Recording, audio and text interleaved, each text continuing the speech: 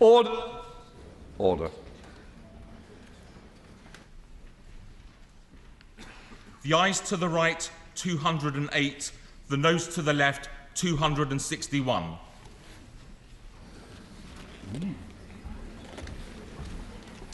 Thank you. The ayes to the right, 208. The noes to the left, 261. The noes have it, the noes have it. Oh, look!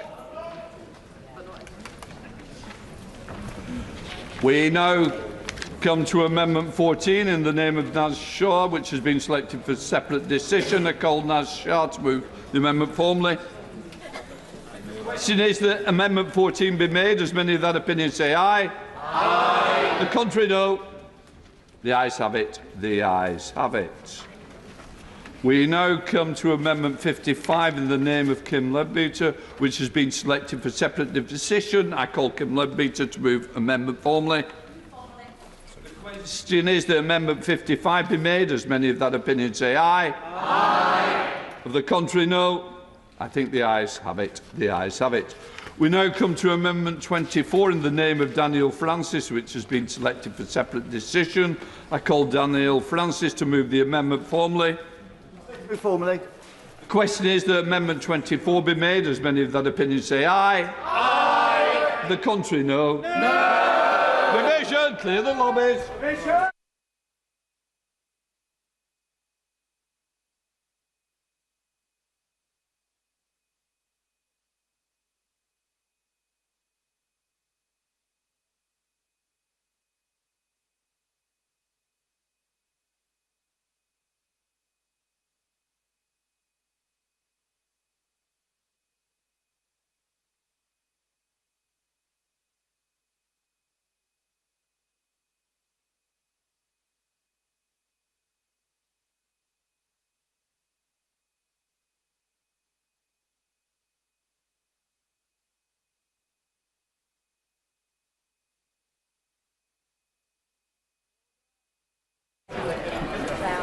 Order!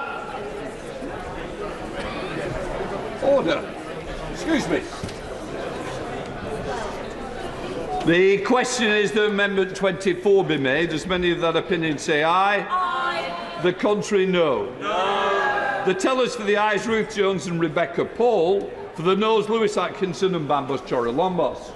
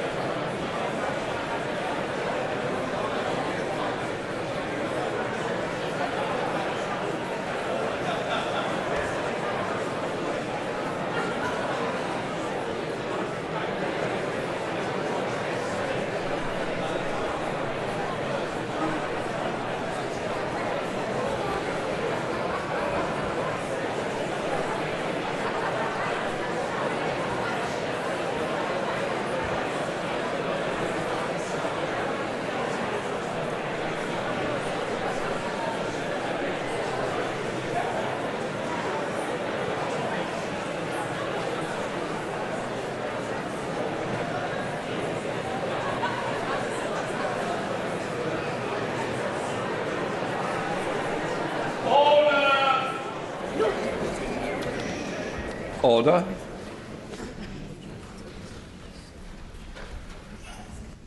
The ayes to the right, 213. The noes to the left, 266.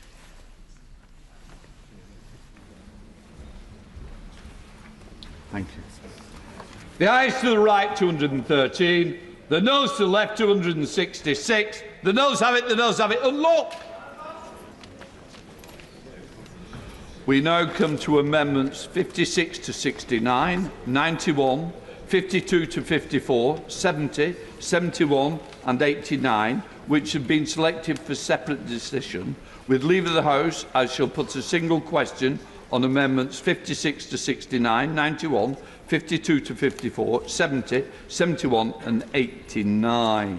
I call Ms Leadbeater to move the amendments 56 to 69, 91, 52 to 54, 70 to 71 and 89. Move formally.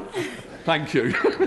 The question is that the amendments 56 to 69, 91, 52 to 54, 70, 71 and 89 be made. As many of that opinion say aye. Aye. Of the contrary, no. I think the ayes have it. The ayes have it.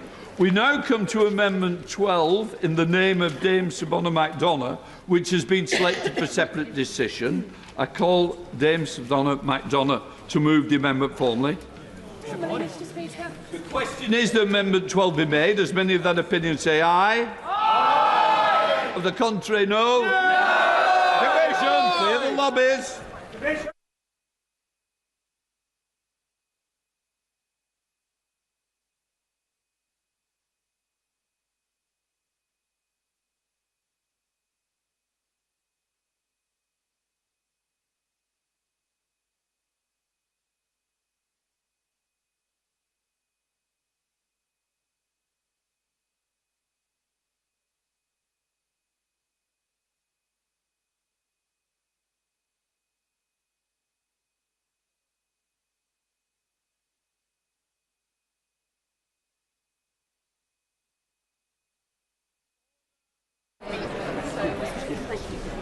The question is that Amendment 12 be made. As many of that opinion say aye. Aye. The contrary, no. No. Nearly got there. For the tellers for the ayes, Ruth Jones and Rebecca Smith. Noes, Lewis Atkinson and Bambos Charalambos. Thank you.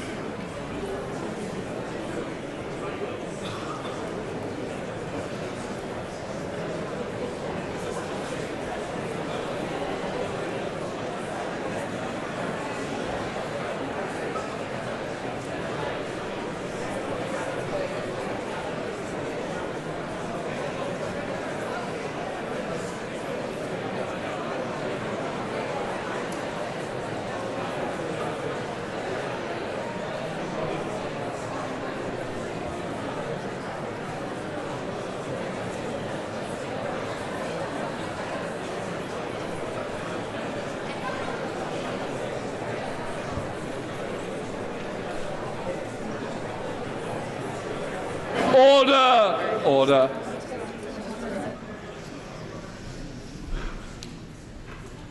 The ayes to the right, 223.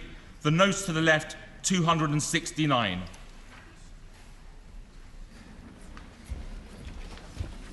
Thank you. The ayes to the right, 223. The noes to the left, 269. The noes have it, the noes have it. And look! We now come to amendments 92 and 93, which have been selected for separate decision. With leave of the House, I shall put the single questions on amendment 92 and 93. I call Ms Leadbeater to move amendments 92 and 93 formally. Move formally. The question is that amendments 92 and 93 be made. As many of that opinion say aye. Aye. The contrary, no. I think the ayes have it. The ayes have it. We now come to Amendment 21 in the name of Munira Wilson, which has been selected for separate decision. I call Munira Wilson to move the amendment formally. Move formally. The question is that Amendment 21 be made. As many of that opinion say aye. Aye. The contrary, no. The ayes have it. The ayes have it. We now come to amendments 90, 72 to 76, which have been selected for separate decision. With leave of the House, I shall put the single question on amendments 90, 72 to 76. I call Ms Leadbeater to move amendments 90, 72 to 76 for. Move formally. The question is that amendments 90 and 72 to 76 be made. As many of that opinion say aye. Aye. Of the contrary, no. I think the ayes have it. The ayes have it. We now come to Amendment 77 in the name of Ms Leadbeater. Ms Leadbeater to move the amendment formally. Move formally. The question is the Amendment 77 be made. As many of that opinion say aye. Aye. The contrary, no. I think the ayes have it. Aye. Division, clear the lobby.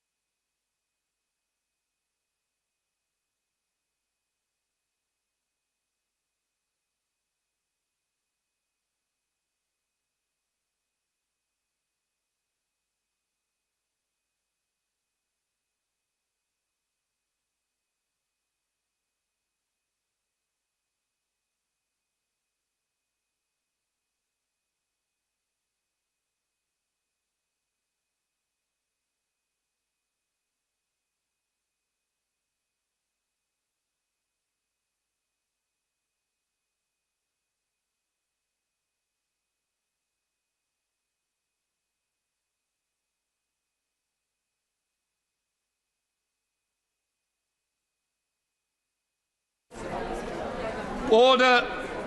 Order.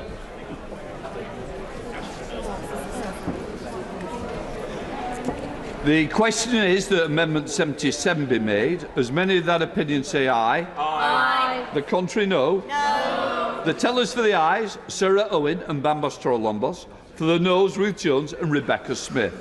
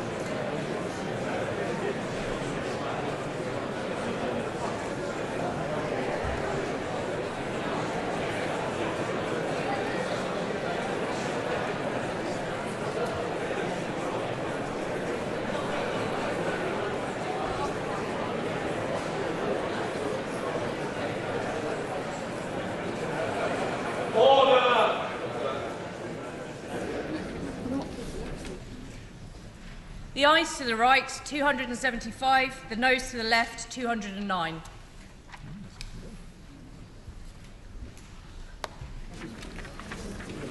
Thank you. The ayes to the right, 275. The noes to the left, 209. The ayes have it, and look. We now come to Amendment 94 in the name of Ms Leadbeater. I call Leadbeater to move the amendment formally. The question is Amendment 9. Yeah. Aye. No. Division. Clear the lobbies.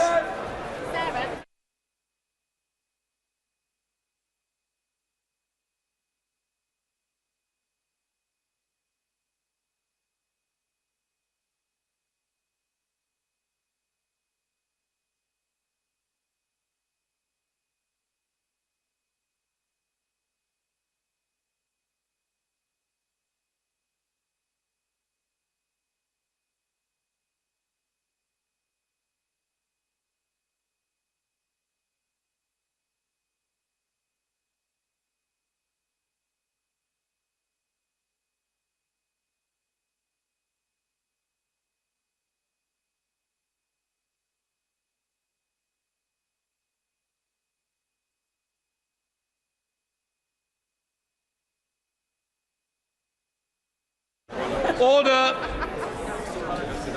The question is that Amendment 94 be made. As many of that opinion say aye. Aye. The contrary, no. No. Tell us for the aye, Sir Owen and Bambos Torolombos. For the noes, Rebecca Paul and Ruth Jones. Thanks.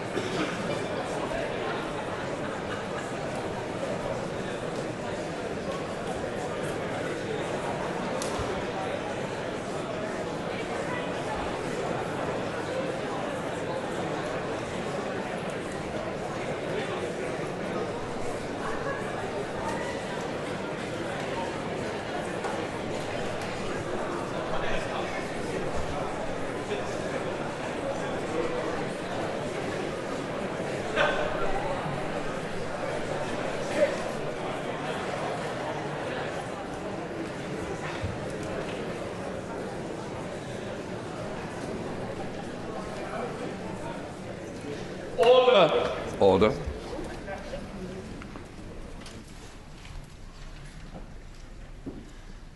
The ayes to the right, 274. The noes to the left, 224.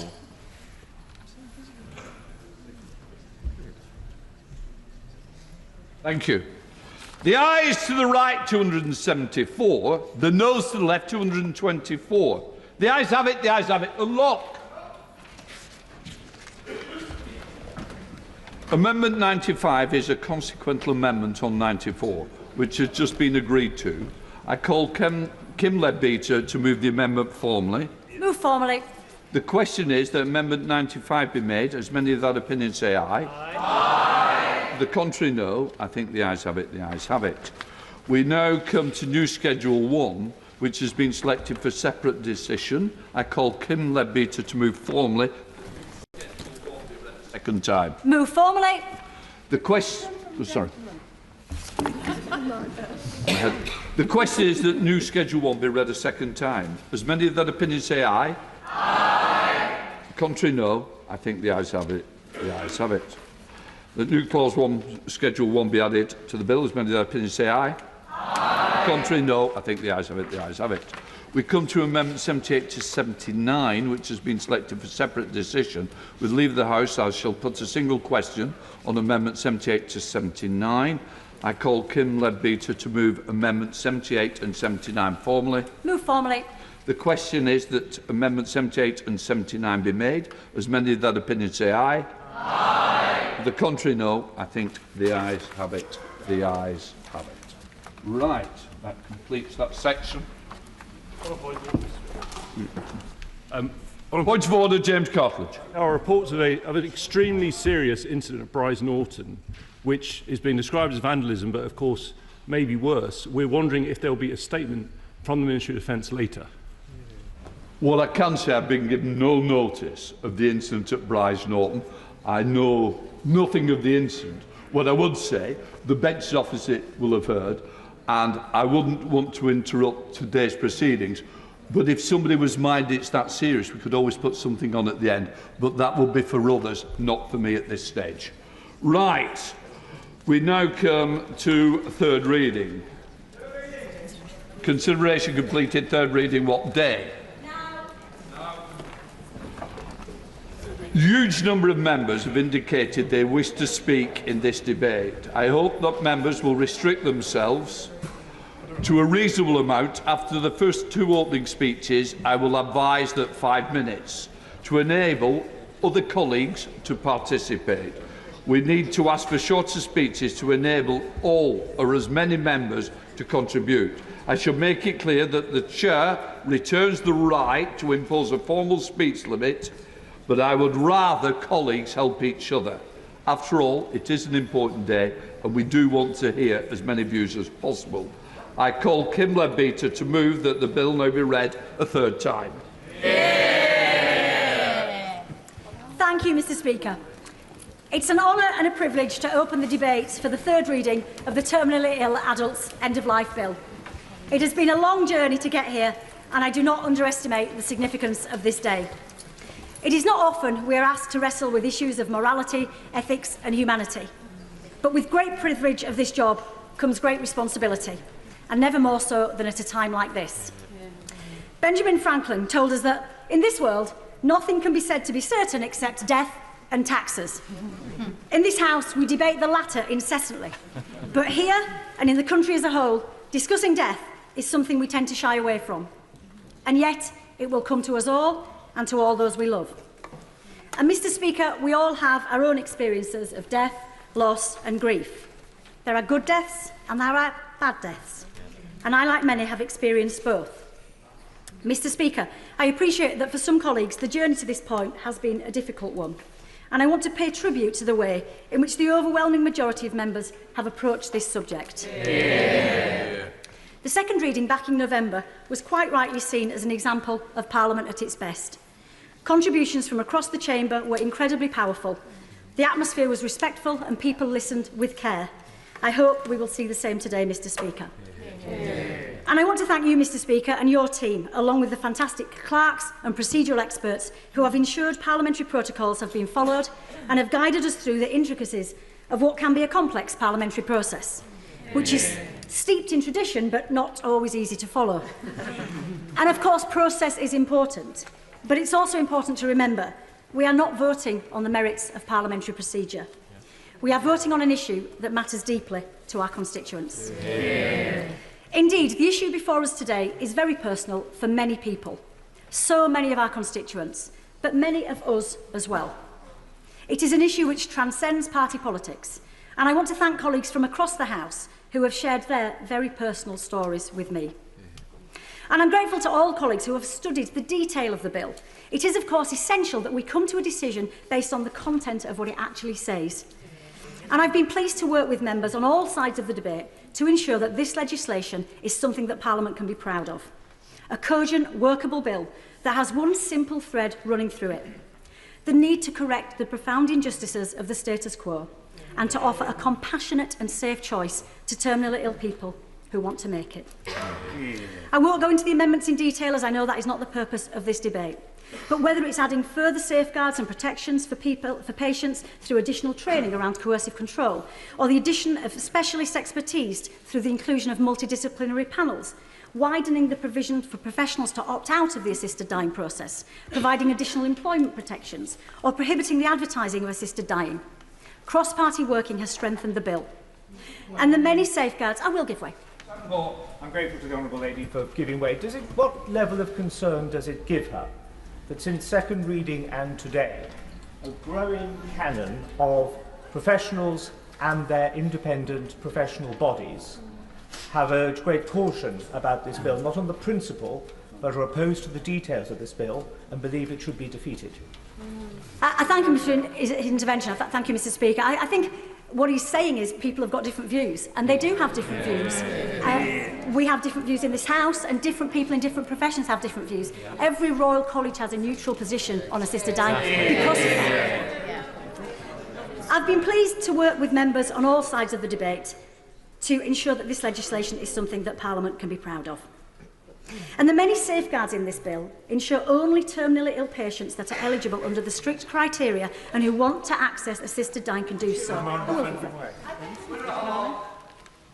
felt disturbed by quite a lot of the emails that I received from constituents, some of them who are my friends and who I like, implying that we here are either too stupid or careless to care for the most vulnerable. And is it not true that we all do, whatever the decisions we make today, and we have to continue to educate people and tell people what this bill is about? I thank her for that intervention, and she's absolutely right. The detail does matter, and that's why I'm so grateful for colleagues who have engaged in the detail.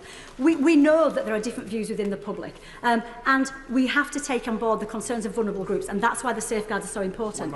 But I would also say that there is no one more vulnerable than someone who is dying. I'm just going to make some progress. So patients must have an inevitably progressive illness or disease which cannot be reversed by treatment. And a person is not considered to be terminally ill only because they have a disability or a mental disorder. These clear, strict criteria, plus the multiple capacity assessments, exclude possible serious mental health disorders such as anorexia. I was also very pleased to support the change advocated for by Marie Curie and Hospice UK, which ensures an assessment of palliative and end-of-life care as part of the first report on the Act. We know from other countries, in no small part due to the 14-month inquiry by the Health and Social Care Select Committee, that palliative care and assisted dying can and do work side by side to give terminally ill patients the care and choice they deserve in their final days. It should not be an either-or for dying people, and we need to channel our energies into supporting all options for terminally ill people. I will give way. I'm very grateful to the Honourable Lady for giving way. As she knows, the leading experts in palliative care have come out to oppose the bill, and they point to the fact that hospices are underfunded and that they do not have the same ability to serve patients. So I do gently question whether we are in a position today to make a judgment that patients truly would have a choice at end of life. I thank him for his intervention, but I would say, as I've said previously, people working in palliative care have a mixed range of views on this subject. And I've met with palliative care doctors. Some are very, very supportive of a change in the law because of the suffering they have seen. I'm just going to make some progress, if I may. But, Mr Speaker, it is an either-or decision for us today. Either we vote for the safe, effective, workable reform contained in this bill, or we say the status quo is acceptable.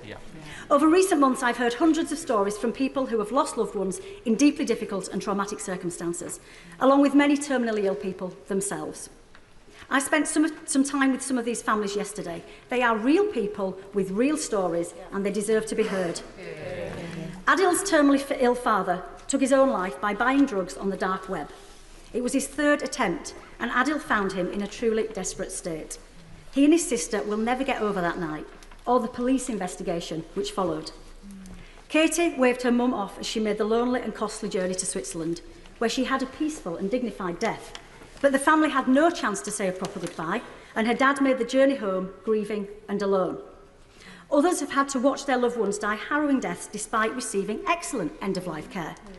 Warwick's wife Anne had the maximum dose of sedative, but it wasn't enough to stop the choking and suffocation due to peritoneal cancer, and she begged him to help her put an end to her suffering. But he didn't want the last memory she had of him to be stood over her with a pillow. And there are many, many more.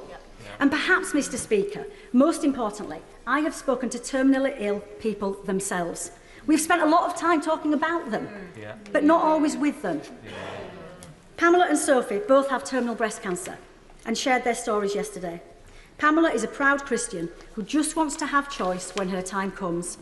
And Sophie, who is allergic to opioids, wants to ensure her beautiful daughter has nothing but happy memories of their time together. Not supporting the bill today is not a neutral act. It is a vote for the status quo. And it fills me with despair, just one moment, and it fills me with despair to think MPs could be here in another 10 years' time hearing the same stories. And Mr Speaker, I will. That's really kind of you. I thank my honourable friend for giving way. I have to say I thought very, very carefully as someone that came into this House supporting this principle before voting against this bill at second reading. Can I just ask the honourable member to explain, there are differing views, but before MPs put their name not to this principle but to this specific bill, why are the vast majority of palliative care doctors, geriatricians and groups representing people with disabilities, eating disorders and domestic violence all in opposition not to this principle but to this bill? And that includes people who support the principle of assisted dying but not the specific bill. Can the honourable member explain their opposition? I think we've kind of covered that point already, but these are not homogenous groups of people. They have different views and different opinions. And Mr Speaker, if we look at the inconsistencies of the current law, it also just doesn't make sense. If someone with a terminal illness voluntarily stops eating and drinking, it is legal for them to starve themselves to death. A competent patient has the right to refuse foods and fluids even if they will die. The exercise of this right is sometimes proposed as an alternative to assisted dying. I suppose you could argue that starving yourself to death is one way of taking control at the end of your life. But it is a deeply traumatic experience for the person and their loved ones, and there are people here today who have direct experience of that. So we have a system, I'm going to make some progress. So we have a system where it is legal to starve yourself to death, which can take days or weeks, but it is not legal to seek assistance from a doctor to take an approved substance yourself to end your pain or suffering and take back control in your dying days. Mr Speaker, it is also legal in this country to discharge yourself from medical care or refuse life-sustaining treatment, such as ventilation, CPR or antibiotics, as long as you have mental capacity to do so and make the decision of your own accord without any harassment from anyone else. You might think this is fine, and I agree. But there is no requirement for two doctors, a psychiatrist and a social worker, no lawyer and no judge. This is legal. And yet what is being proposed in this bill with so many more safeguards and protections is not. It simply does not make sense. I'm not going to take any more interventions because lots of people want to speak. And of course, there are the criminal offences which the bill introduces, none of which exist now, including life imprisonment for anyone who induces another person to take the approved substance, and 14 years in prison for coercion, dishonesty or pressure. Mr Speaker, this is a robust process which goes further than any other piece of legislation in the world, and it is far safer and significantly more compassionate than what we have now. And if we look internationally, There are clear, well-established, safe, compassionate assisting dying laws in existence. On Tuesday, I joined doctors from Australia who used 3 key words repeatedly: choice, control and relief. Dr Greg Mewett has got 20 years' experience as a GP, 22 years as a palliative care physician, and he spoke about the thorough approach that he's taken to ensure safety and efficacy of the assisted dying process.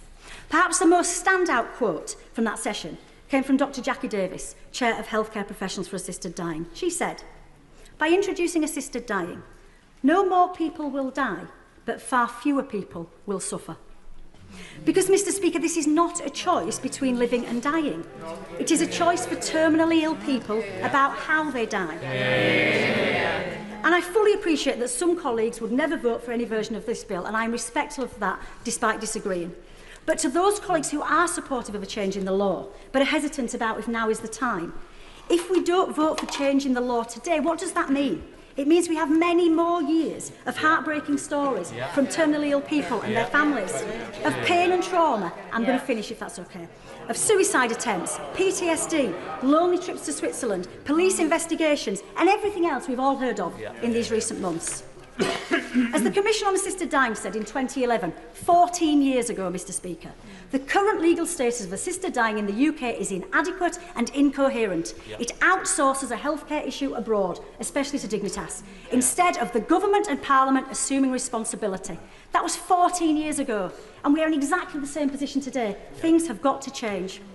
And as the Government's impact assessment states, the bill will improve equity of choice, ensuring that terminally ill adults from all socio-economic backgrounds can access end-of-life options within a regulated and safe framework. So as I draw my comments to a close, Mr Speaker, there are essentially 2 ways we can look at the situation we're in. We can look through a legal lens. As legislators, we have a duty to change the law where it is failing. And when the last 4 directors of public prosecutions tell us that the law needs to change, surely we have a duty to listen. We need scrutiny before people die, not after. But most importantly, there is the human lens, which is how I approach most things. Giving dying people choice about how they die is about compassion, control, dignity and bodily autonomy. Surely we should all have the right, I'm going to finish shortly, surely we should all have the right to decide what happens to our bodies and decide when enough is enough. And of course, giving people the right to choose does not take away the right not to choose. So today we can vote with either our hearts or with our heads, Mr Speaker. But either way, we should end up in the same lobby. Because on a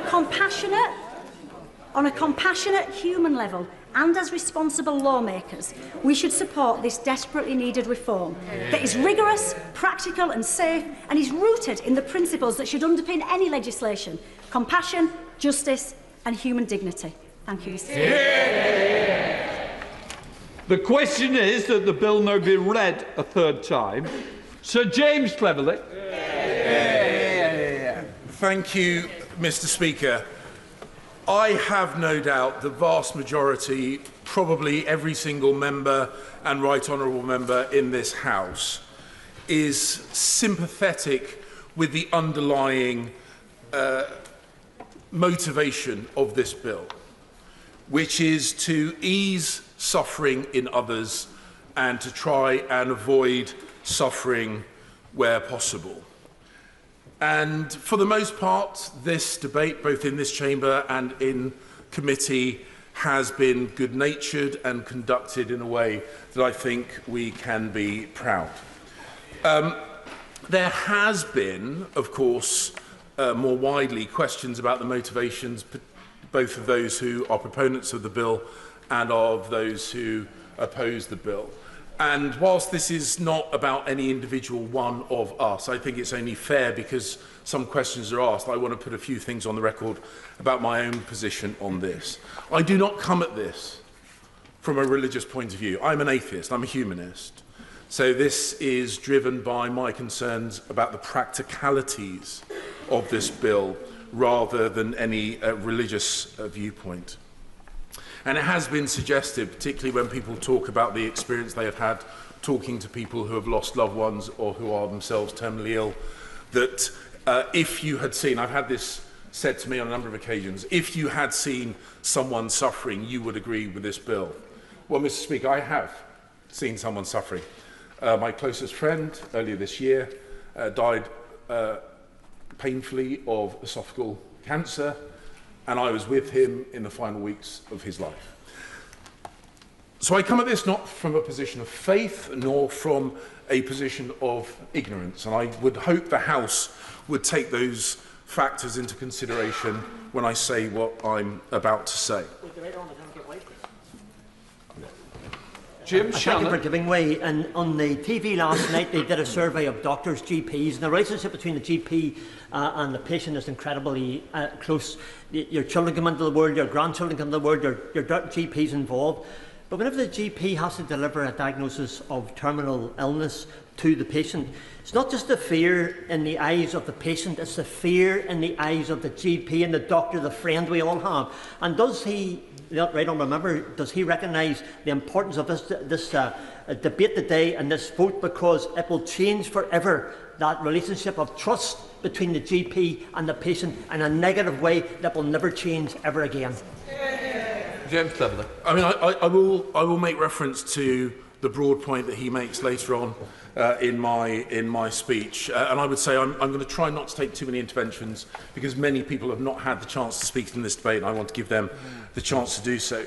At the second reading debate, I made the point that we need to think about the detail of this bill and not just vote in accordance with the broad principles. I made the point that because it was a private member's bill, the opportunity to fundamentally change the bill is limited. So we have an enhanced duty to get it right first time. We were told at second reading that a lot of the concerns, a lot of the worries, a lot of the detailed questions would be resolved through the committee process. We were promised the gold standard, a judicially underpinned set of protections and safeguards. Those protections did not make it through committee. And I've also heard where people are saying, well, there are still problems, there are still issues, there are still concerns that I have. Well, the Lords will have their work to do. But I don't think it is right, and none of us should think that it is right, to subcontract our job to the other place. We are making an incredibly important, a fundamental change, as the Honourable Member for Strangford highlights, a fundamental change in the relationship between medical professionals and those they serve. And if we make that change, we will introduce perhaps only a small but a permanent question mark in the minds of every patient, particularly a patient that is discussing a serious injury, a serious illness, or perhaps a terminal diagnosis. What is this medical professional expecting of me? What are they thinking? Where are they? Where is their head? Rather than the situation we have at the moment, where that patient knows that that medical professional is duty-bound to do no harm, to preserve life and dignity wherever possible. And that subtle change, will you forgive me? No, go on. Dame Siobhan McDonald. On Tuesday, it is the second anniversary of my sister's death. 3 weeks prior to her death, we took her to hospital because she had a blood infection. And in spite of agreeing to allow her into intensive care to sort out that blood infection, the consultant decided that she shouldn't go because she had a brain tumour and she was going to die. She was going to die, but not at that moment. I'm sure Mr. Speaker can understand that a very big row ensued. I won that row. She was made well, she came home, and she died peacefully. What does the honourable gentleman think would happen in identical circumstances if this bill existed? James Cleverly. She asked me to speculate into a set of circumstances which are personal and painful, and I suspect she and I both know that the outcome could have been very, very different, and the moments that she had with her sister, just like the moments I had with my dear friend, those moments might have been lost.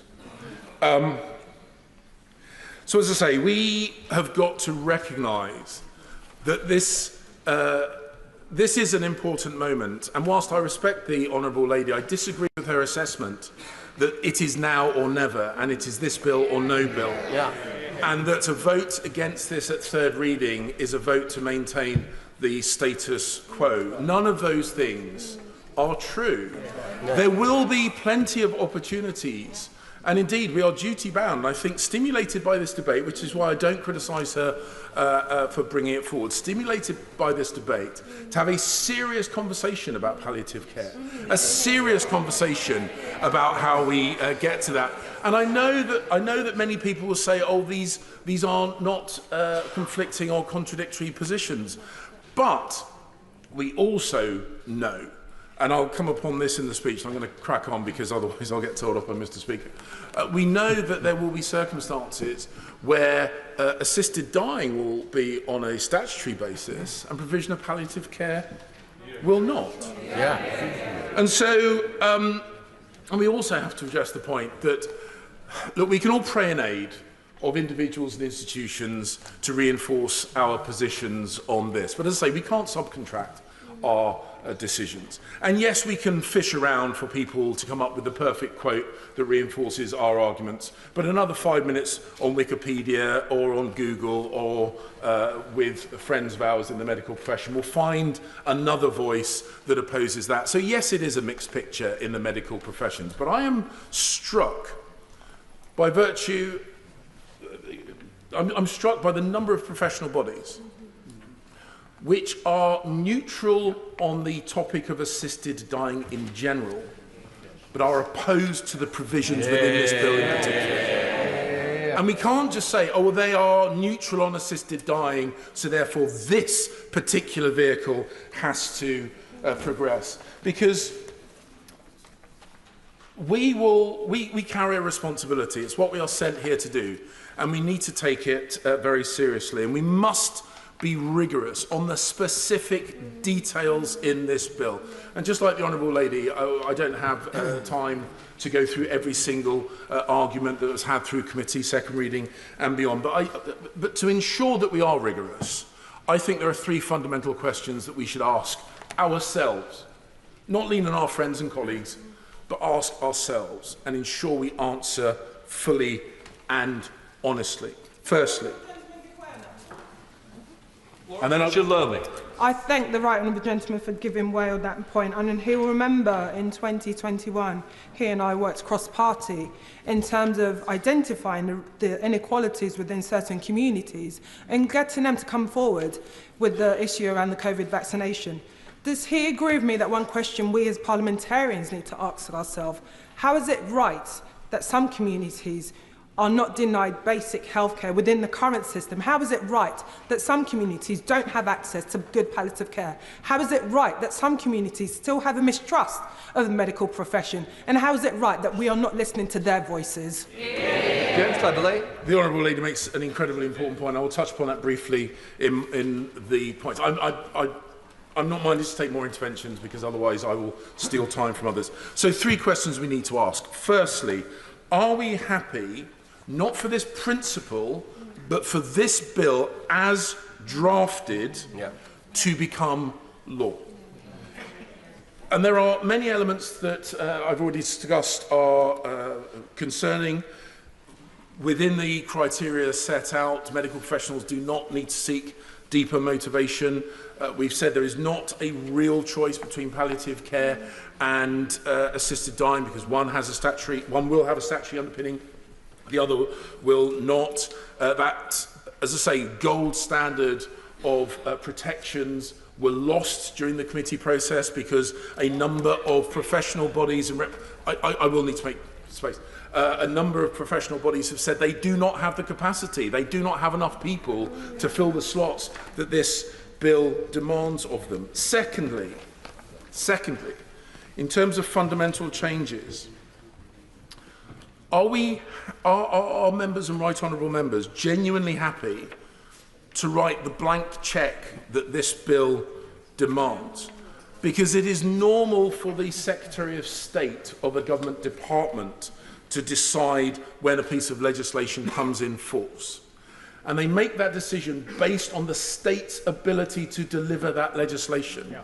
Commencement dates matter. Yeah. They are not just some arbitrary date on a piece of paper. And I understand the desire of people to make sure that this can't be kind of lost in the, down the back of the sofa when it comes to government work. But when people upon whom we rely to deliver this say they are not ready and they don't feel they will be ready, they don't have enough people, they don't have enough capacity, they will have to take resource from current provisions to move across to this provision, which will be driven by a statutory requirement and a locked-in commencement date, we should listen. Right here. We should listen. And if the people who are going to make this work and work as well as we hope it will if it becomes legislation, say that they are not confident that they can make it happen, we should be very, very careful about demanding that they prioritise this. And that's what this legislation says. They prioritise this above any other work that they might otherwise do. And thirdly, and the Honourable Lady hinted at this, and I mentioned this in an intervention at earlier stages in this bill, when it comes to things like coercion, or when it comes to actually the pressure that individuals put on themselves, when it comes to medical professionals raising this issue, we know there are inequalities in health provision already, none of which I think will be addressed by this bill. But the point I've also made is we know there are certain communities and certain people within those communities, particularly women, who are overly deferential both to men and men in authority.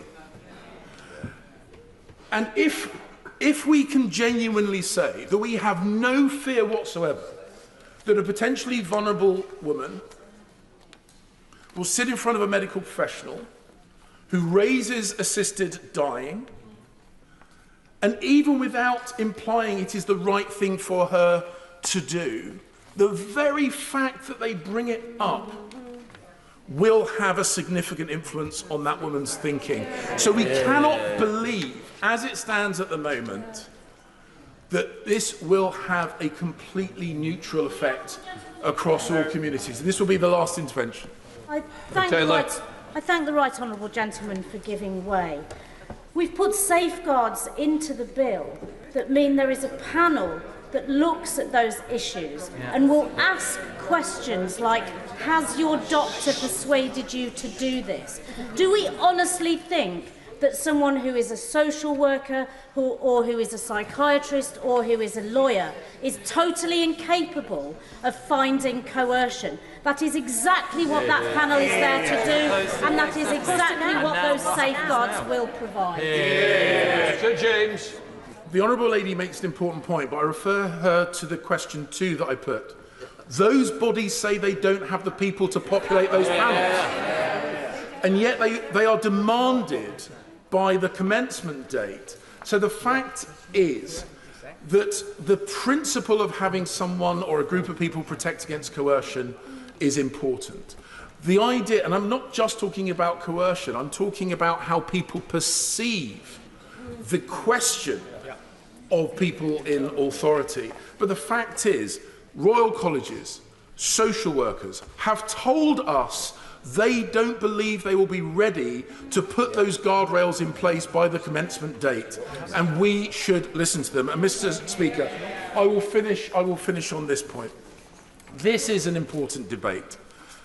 It has stimulated an important conversation, and it is a conversation that demands our full attention. But I do not believe this bill is ready to go to the other place. And it is interesting that there are both proponents and opponents of this bill who are hoping the Lords will make significant changes to the bill. And that should set off alarm bells, surely.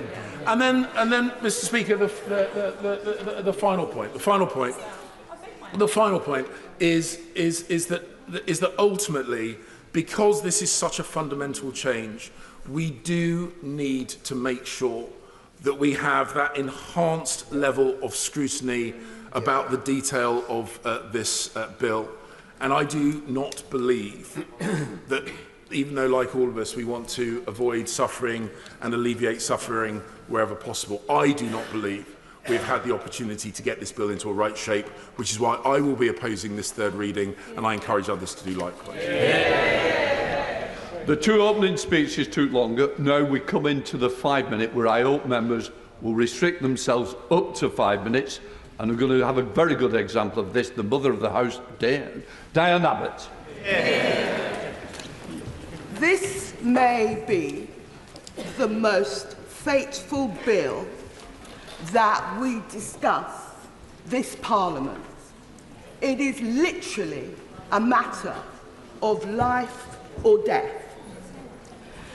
I've heard talk today about the injustices of the current situation. What could be more unjust than to lose your life because of poorly drafted legislation? We are hearing about panels. The people talking about panels presumably have not had much to do with them. I would not put my life or anyone dear to me life in the hands of a panel of officials.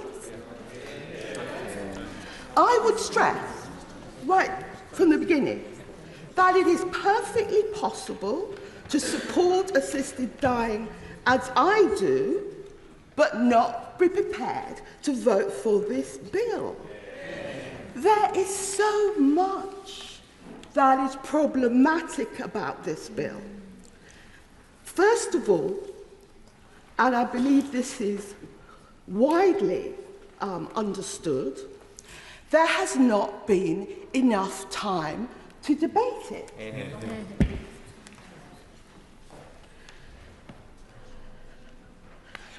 Second of all, a bill of this seriousness should be given more time. Yes, of course.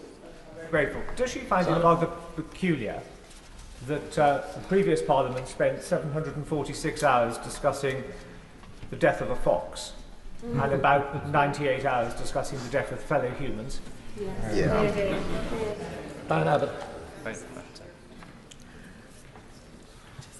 There has been a lot of talk about there is no evidence of coercion. There wouldn't be. Within the family in particular, the most powerful coercion is silence. It is the failure to answer when a question is put to you. And if police cannot spot coercion in a domestic violence situation, why can they be expected to spot coercion in an assisted dying situation? It has been pointed out by the Royal College of Pathologists and the former Chief Coroner that without a role for a coroner, this bill raises the possibility of foul play. But when an amendment was brought forward in committee to deal with it, it was opposed. This bill would allow private, for-profit contractors to run an assisted dying service with no profit cap and no transparency. But when an amendment was brought forward in committee to deal with this point, it was opposed. And we have heard, and we will hear over and over again in this debate, about choice. It may be choice this bill produces for those of us, like almost everybody in this House, who has, for the entirety of their adult life, been confident in dealing with authority and institutions. And even then, the bill would need amendment. But what choice does this bill hold for someone who all their lives has lacked agency, particularly in a family context, which may be particularly the case in certain cultures and communities. And what choice does this bill offer to those that lack access to good palliative care? As the former Prime Minister Gordon Brown has put it, our laws should not focus on the few who wish for assisted dying, but do little to support the majority of those facing their final days who want and deserve access to the best of palliative care. What choice is it for those who, because their doctor raises it with them at all, thinks this is a direction that they're being guided in? An amendment that might have addressed this issue was rejected by those bringing the bill forward in committee. It seems to be a possibility they do not take seriously at all. And yet anyone who knows how institutions work should be watchful for that. I came to this house to be a voice for the voiceless. It hasn't always been favoured by my own leadership, but that's why I came to the house. And who could be more voiceless than somebody who is in their sick bed and believes they are dying? I asked members in this debate to speak up for the voiceless one more time. Because there is no doubt that if this bill is passed in its current form, people will lose their lives who do not need to, and they will be amongst the most vulnerable and marginalised in our society. And it is not because I am opposed to assisted dying in principle, but because my concern is for vulnerable and marginalised persons, vulnerable and marginalised communities, that I implore the House to reject this bill. Order, order, order. May I reiterate the admonition that the Speaker has offered? This is one of the most far-reaching considerations that the House, even those of us who've been here for a very long time, can probably remember. And it's understandable that a lot of members will wish to take part on both sides of the House and in both sides of the argument. Looking around, it's quite clear that we cannot accommodate everybody. That means that inevitably it is likely that there will be quite a considerable number of interventions. All I would say gently is that interventions will be taken into account when considering the order of priority in which members are called. Mark Garnier. Thank you very much, Mr. Speaker. Can I start off by saying a huge thank you to the member for Spen Valley for all of the extraordinary amount of work which she's done in this whole debate. Mr. Deputy Speaker, this is the first time I've spoken in this debate, and like many people that I've heard making speeches, I come to this through personal experience. And I've heard many stories of people who had relations who have died, and in my case it was my mother who died. And in 2012 she was diagnosed with pancreatic cancer. My father-in-law was a consultant. I phoned him up and asked him what that meant, and he said she has a 90% chance of dying. And so I was prepared for it. But eventually you come to that point where you get the telephone call, her health has started to deteriorate, you go down to go and see her, you take time off work here, you talk to the whips, and you watch the start of the decline for something as painful and as difficult as pancreatic cancer, which for those who've witnessed it is not a nice moment. My mother wasn't frightened of dying at all. My mother would talk about it and she knew that she was going to die, but she was terrified of the pain.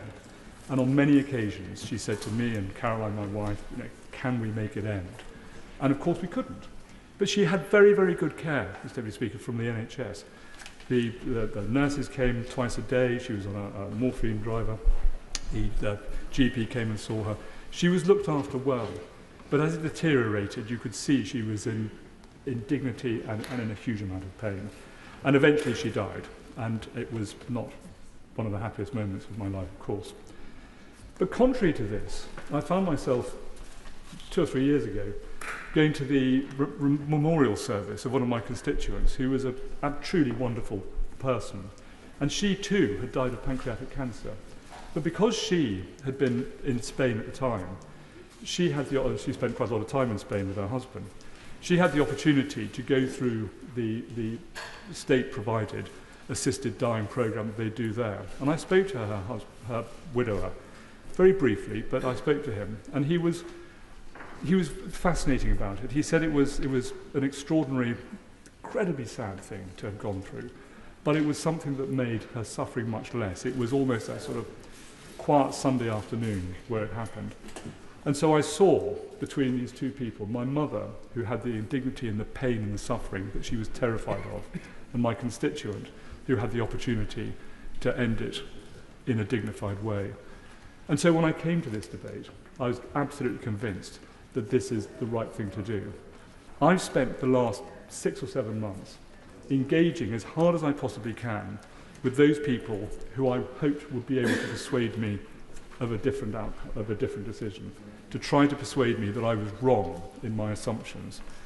And I've spoken to huge numbers of people. I've joined some of the meetings with campaigners. I've read every email that's come through. I've spoken to doctors. I've spoken to religious leaders. And I've yet to be persuaded that this is a bad thing to do. There's been a huge amount of debate here. We've had over 100 hours, I think, by the time we've had the whole thing together. There have been loads of amendments, and people have been incredibly thoughtful about it on both sides. They're very, very thoughtful about it on both sides. But at the end of the day, are we trying to find the perfect and possibly getting rid of the good? I don't know. I mean, I'm not the world's greatest legislator.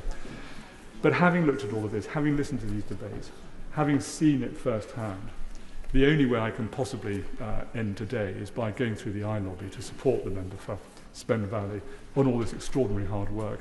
I think the time has come where we need to end suffering, where suffering can be put aside, and not try to do something which is going to be super perfect and allow too many more people to suffer in the future.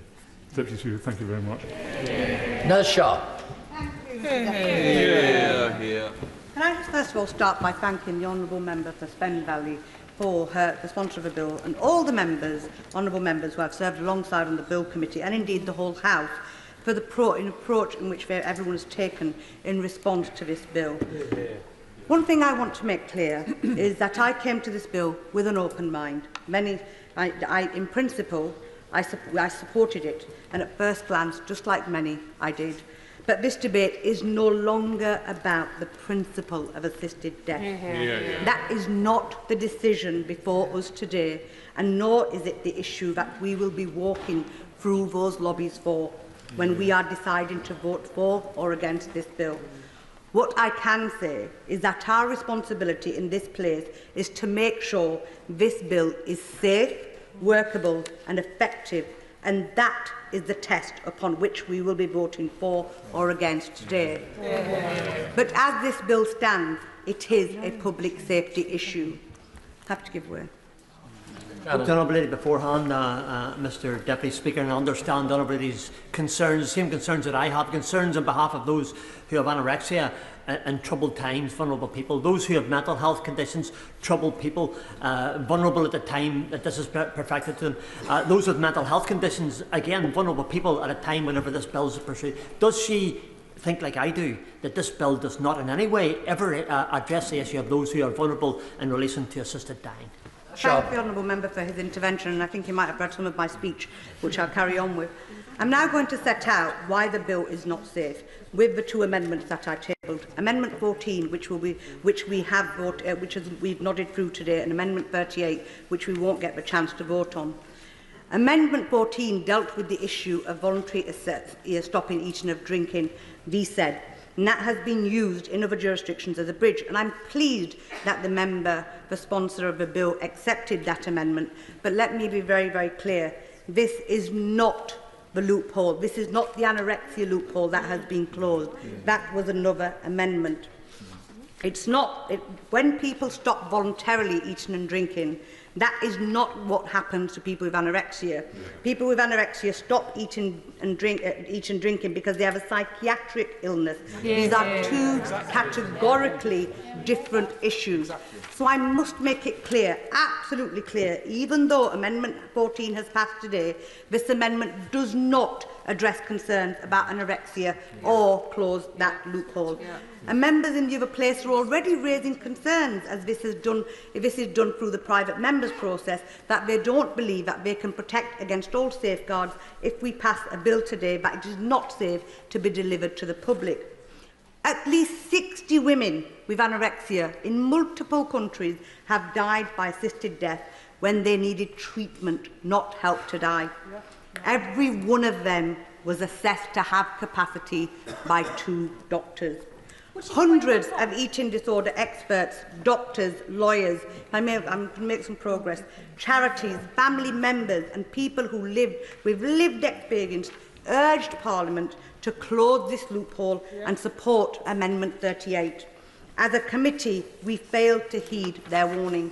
And now we've learned that the one remaining amendment that could protect people with eating disorders hasn't even been voted on.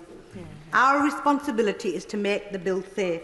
We know what happens when politicians think they know better than the experts. Let's make it clear. The Royal College of Psychiatrists, the Royal College of Physicians, the Royal College of Pathologists, palliative care doctors, geriatrics, almost every eating disorder charity, almost every disabled people's group does not support this bill.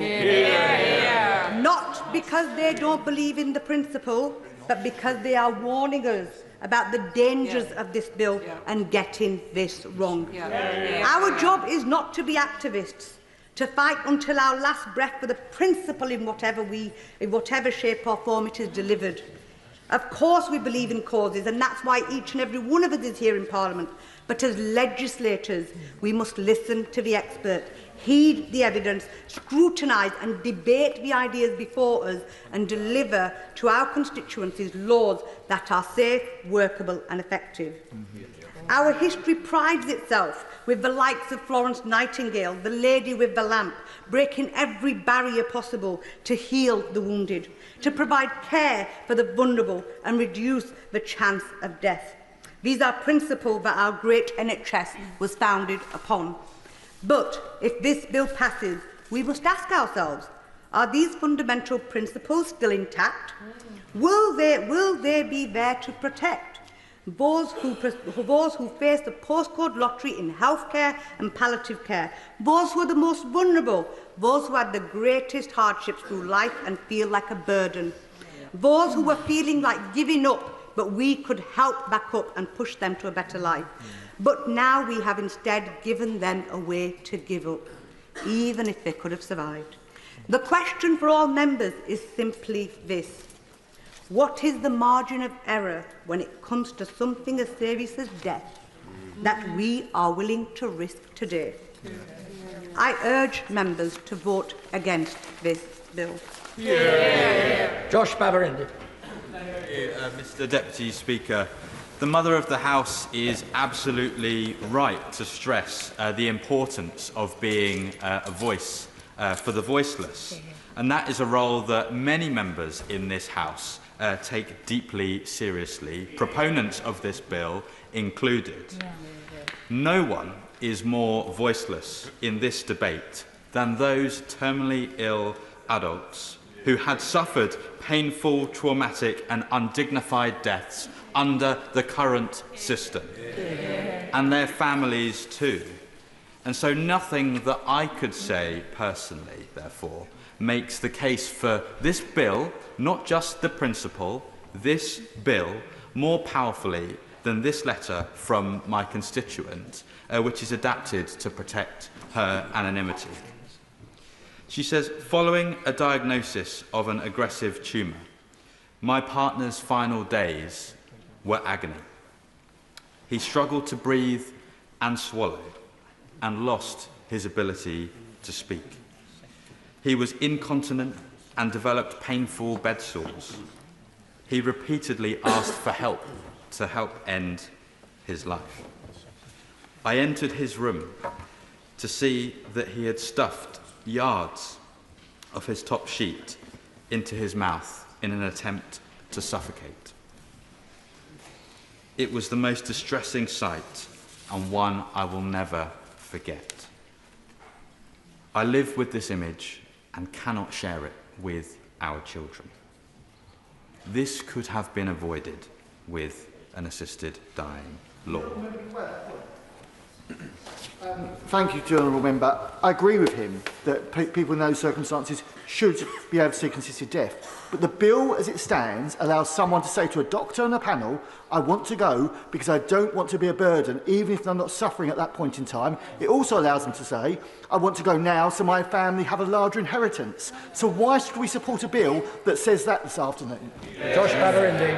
I thank him for his intervention, and he will be aware there is a specific criminal offence created to punish those who would coerce such a relative in such a... So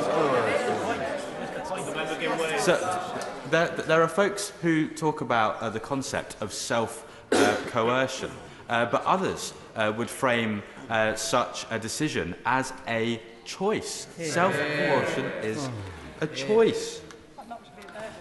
And so this could have been avoided with an assisted dying law, is what my constituent has said. My partner was from a jurisdiction where such a law exists. A relative used that law. They are able to gather their family, say a proper goodbye, and die in peace and with dignity before losing all physical and mental capacity. Will you give way on that point? I won't give way. I'll give others a chance to speak after I have. The procedure to enable this was protracted and had several safeguards which would prevent much of the concerns we hear about by those opposed. I urge you to support this bill beyond this principle. And I will do so because the status quo is completely unacceptable and it must be reformed. Mr. Peter Prinsley. Thank you, Mr. Deputy Speaker. As a young doctor, I found the measures that we're debating today completely unconscionable. But now I'm an old doctor, I feel sure this is an essential change. This is because what I saw over 45 years in the hospitals. It is our patients who are at the centre of my thoughts as we consider this profound change. Our patients. We must, of course, invest in palliative care, and we have some of the very best palliative care in the world in this country. Some will say there are no limits to the comfort that expert palliative care can deliver, but this has not been my observation, particularly as I think about some of my patients with advanced, disfiguring head and neck cancers, the terrible loss of dignity and autonomy that I have seen. This is what people fear, and this is why I believe we are right to give people a choice, a final, autonomous choice. I applaud the Bill Committee and thank the many witnesses who contributed, for this is not easy work. The House has spent hours debating the amendments. The panel of the legal expert, the social worker, the psychiatrist ensure oversight and scrutiny, and I have no doubt that this is better than a single judge, no matter how distinguished or wise. Family circumstances, free will and mental state will all be considered. And I do not think we'll see coercion to undergo assisted dying. Families are more likely to talk patients out of this. I call this a bill to assist people who are dying. This is not for people who are not dying. People who are terminally ill may live for a long time. They are not yet dying, and therefore this is not yet for them until they are. For all of us must make the very best of every day, whether our lives be long or short. And of course, this is especially true for those with terminal diagnosis. The vulnerable must be protected, and I believe the measures in this bill will indeed protect the vulnerable, people who are disabled and those who have mental health disorders. Profound sadness as our lives are ending is quite normal, and clinical depression should be treated. But my observation is that such patients are clear-headed and very rational. The idea that we risk opening a floodgate or some sort of mission creep is quite wrong in my view. People will have a choice, put arrangements in place to be used only if needed. This will give final peace of mind, a final insurance policy. So let me come again to the patients who I treated over my long career, and the wise words of the nurse who's been my compassionate colleague for many years. She said this was an essential change.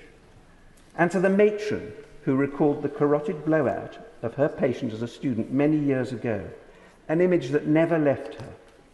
There is an absolute sanctity of human life, but we are not dealing with life or death, rather death or death. For there is also a sanctity of human dignity, and fundamental to that is surely choice. Who are we to deny that to the dying? Sarah Olney. Thank you very much, Deputy Speaker. I know that many members present today who will look forward to the day when it's possible for people in this country to die in peace, with dignity and at a time of their choosing. And I think that the opportunity to bring that about is closer at hand than ever before.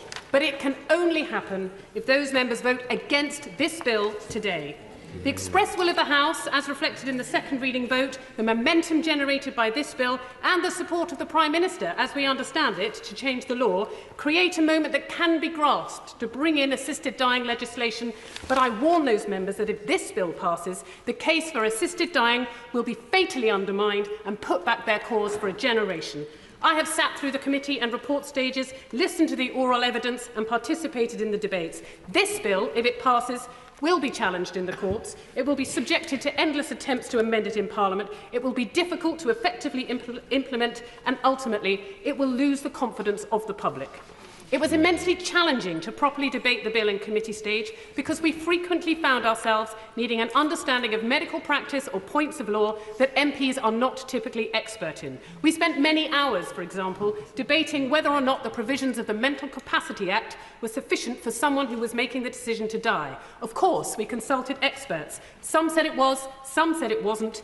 I don't believe that this particular decision is one that politicians are best placed to make. We would all of us, I'm sorry, I'm going to make progress, we would all of us have been better served by asking a team of experts to evaluate the evidence, draw on their professional experience and come to a settled consensus amongst themselves on this point about mental capacity. Likewise, the questions we had about how best to approach the issue of anorexia within the context of assisted dying, or whether the bill provides a suitable framework for the provision and control of drugs designed for the ending of a life. These are not political decisions. They have, however, been decided by politicians, and we have approached them in our usual adversarial way. The right answer is not the one arrived at after careful thought, consideration and consultation, but the one that can muster the most votes. We've reached, therefore, a most unsatisfactory conclusion. This legislation imposes duties and responsibilities on professionals who do not think them compatible with their expert practice. The legislation was amended during committee stage to require a panel to approve an application for assisted dying and that the panel would include a psychiatrist. But the Royal College of Psychiatrists have stated that they oppose this legislation. I'm not going to give way, I'm sorry. Assisted dying under this legislation cannot be implemented without psychiatrists, but they would be acting outside the advice and guidance of their professional body. Will there be, I'm not giving way, will there be sufficient psychiatrists prepared to implement the provisions of this legislation against the advice of their professional body to ensure that enough panels can be convened for the purpose of facilitating assisted dying? It is hard to see how there could be. On that point. I'm not giving way. By contrast, there are many decisions which are expressly reserved for politicians. Should the limited resources of the NHS be used to deliver an assisted dying service? Or should it be possible to offer the service as a profit-making enterprise? What information should be collected and reported about assisted dying? Who should oversee and regulate its practitioners? And yet, members of Parliament are to have no say over any of these matters at all. These are all powers to be reserved to the Secretary of State, to be decided behind closed doors. And once again, this legislation grants these responsibilities to people who don't want them. Neither the current Secretary of State for Health nor the current Secretary of State for Justice are supporters of this bill. The House of Commons, after today, will be shut out of further decision-making on this bill, even though many of the decisions still to be made are rightfully ours to make. The lack of professional consensus or acceptance of the requirements of this legislation, coupled with a lack of political scrutiny of many of its more important provisions, creates a very unstable foundation upon which to build an assisted dying service. For such a service to succeed, it needs professionals willing to deliver it, who can have confidence that they are acting within the law and will be supported by their professional peers and by society at large. I do not see how this legislation can deliver that.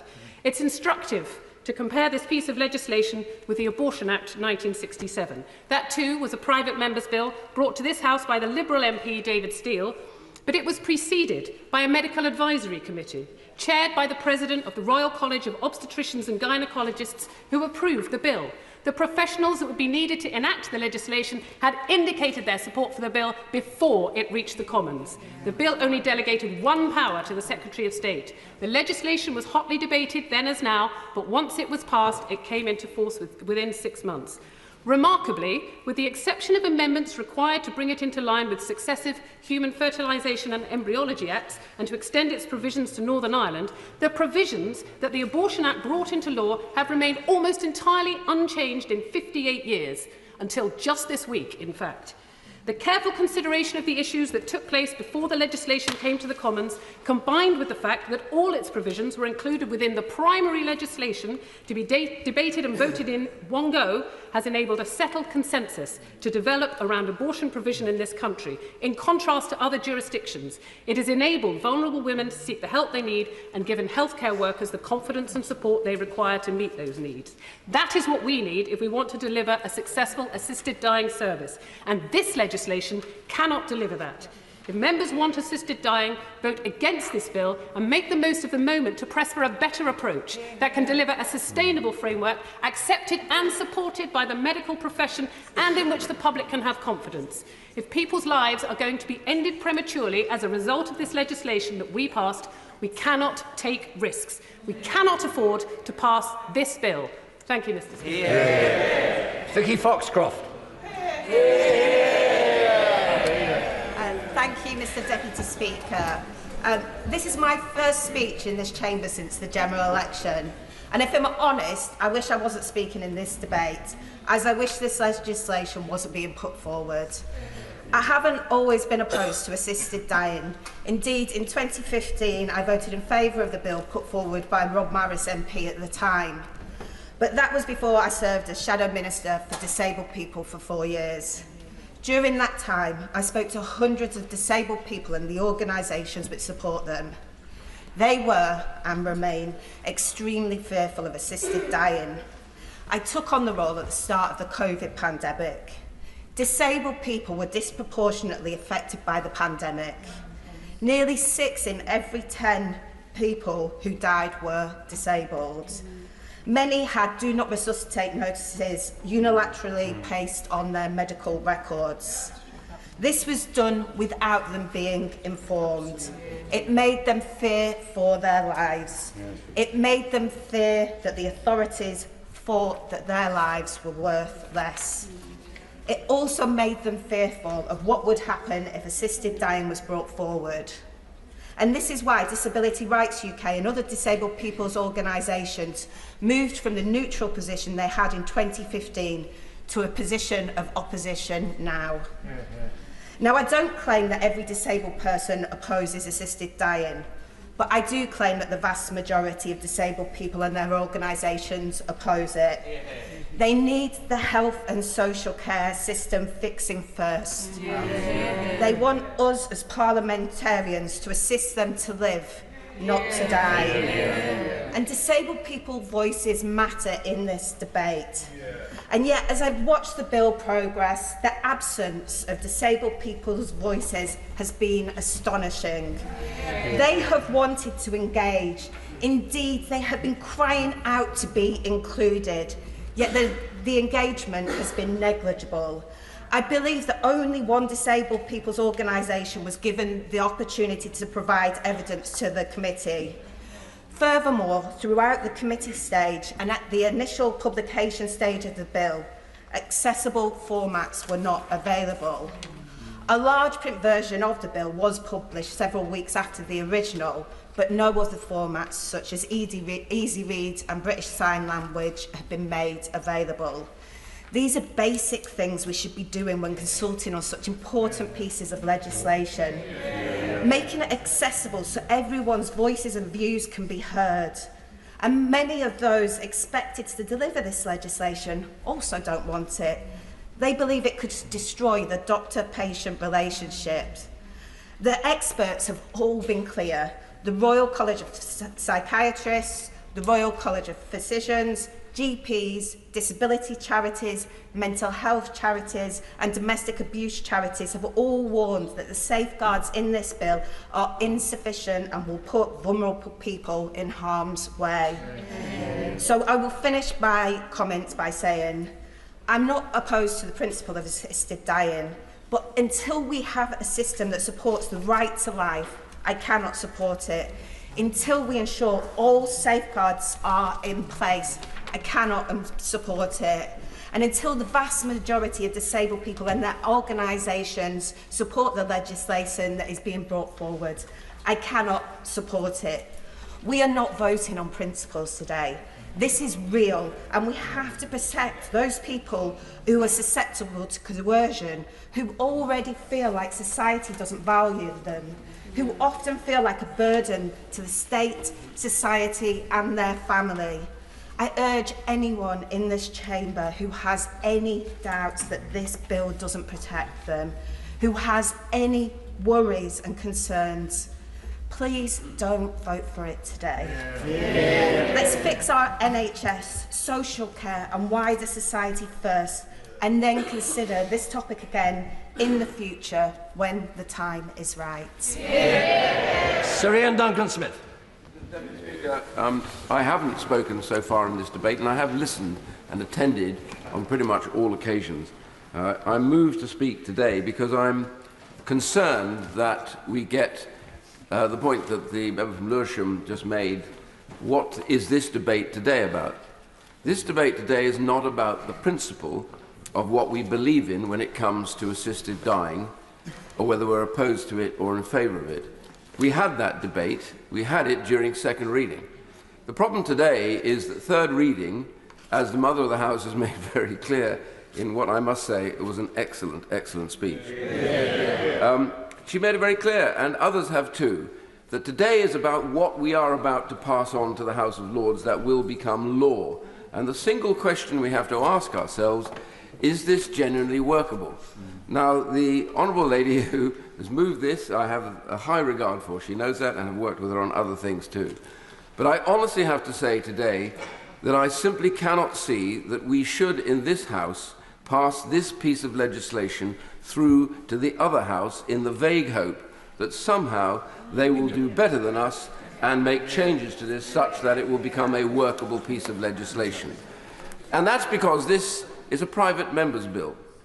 If a government was to do this, we would see a great deal more input into a bill like this, huge amount more checking with all those bodies. If you take, for example, during the committee stage, we were told in the second reading debate that somehow we would have the most robust, strongest of safeguards and protections in the world. Those ones were that we were going to send in second reading to the committee. In fact, in committee, they got weakened, not strengthened. Correct. And that is the problem in all of this. On that point. Well, I wasn't really going to give way, but if you forgive me, because I understand lots of others want to speak, so I'm going to make a bit of progress on this one, if she doesn't mind. And the second thing, other point that I think is important here, when we think about what our vote today is all about, is the behaviour of the professional bodies that have been consulted on this, who have come out, for the most part, very strongly opposed to what this legislation is. I'll give way to that. I'm grateful to the right honourable member for giving way. Every medical college has retained a neutral position. By my count, I'm about to go on. 2 or 3 medical colleges have said expressly that they welcome very specific amendments that have been included in the bill, and all MPs in this House will have received the letter from senior psychiatrists, which include a former president of the college, who said, and I quote, "We believe the draft legislation is workable, safe and compassionate. There are a number of safeguards that have been included in the bill. Would the right honourable member recognise that additional safeguards have been included and have been welcomed by various royal colleges?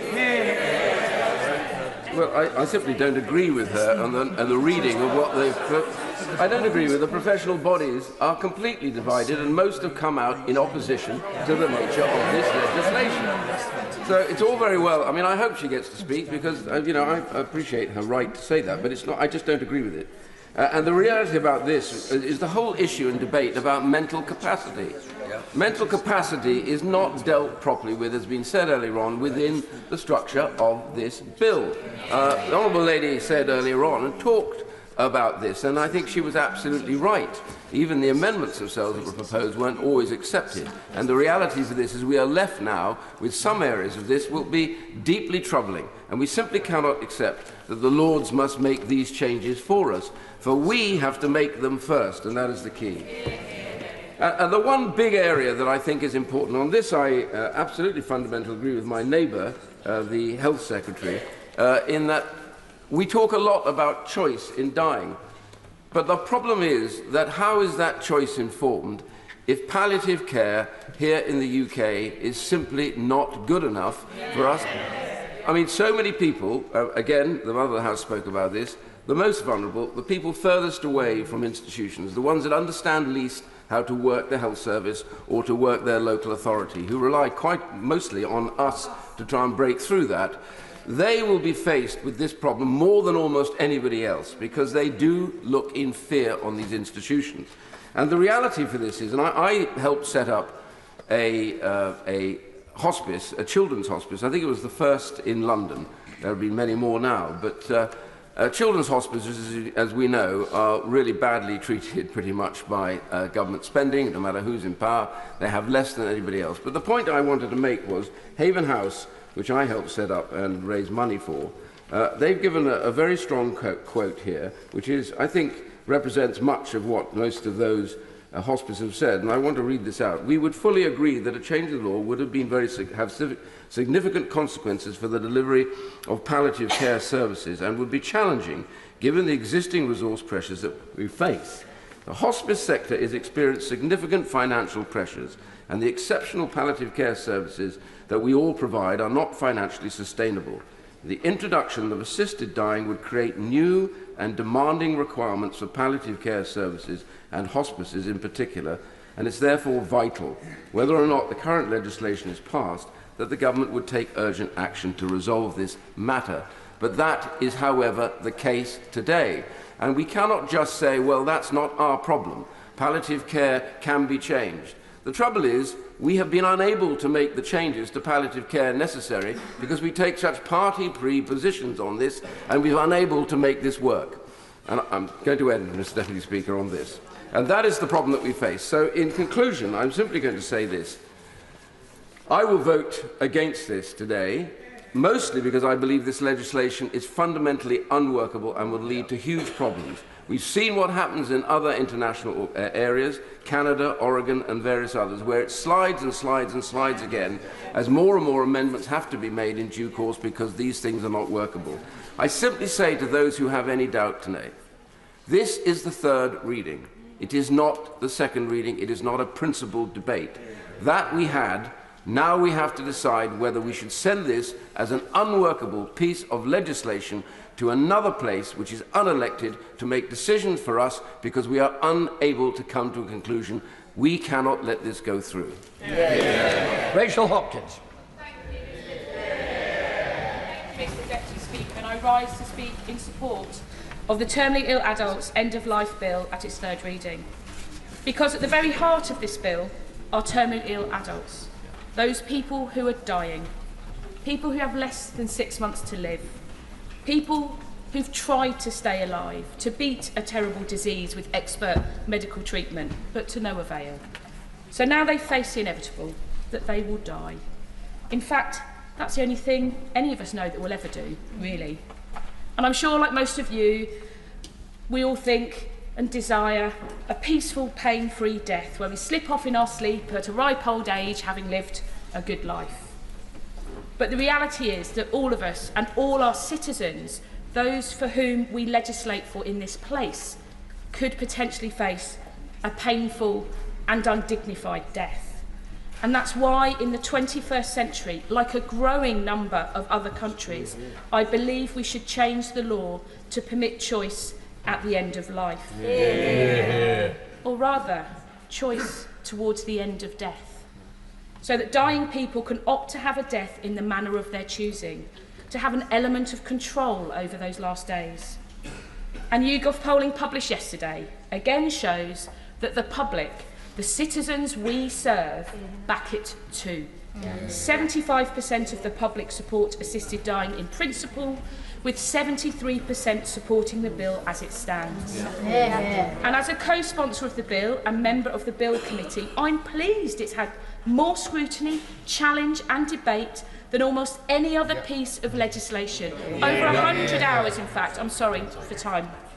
The changes that have been made, including many proposed by members who do not support a change in the law, but which have been adopted by the sponsor of the bill, as well as those proposed during the process led by my honourable friend, the member of Spen Valley, in response to evidence submitting during the scrutiny process, has led to a better bill. A bill that has greater safeguards for more vulnerable people, with mandatory training requirements, including in relation to coercion and capacity. A bill that ensures judicial oversight of decision-making by a range of experts, including psychiatrists, social workers and senior legal professionals. A bill that will set out statutory protections for those workers who do not wish to take part in the assisted dying process on the basis of conscience, and quite right too. This bill will provide for one of the tightest, safest assisted dying laws in the world. But importantly, this bill has compassion at its core by affording dying people choice at the end of life. So I'd like to thank every one of my constituents who shared their views with me, both for and against a change in the law.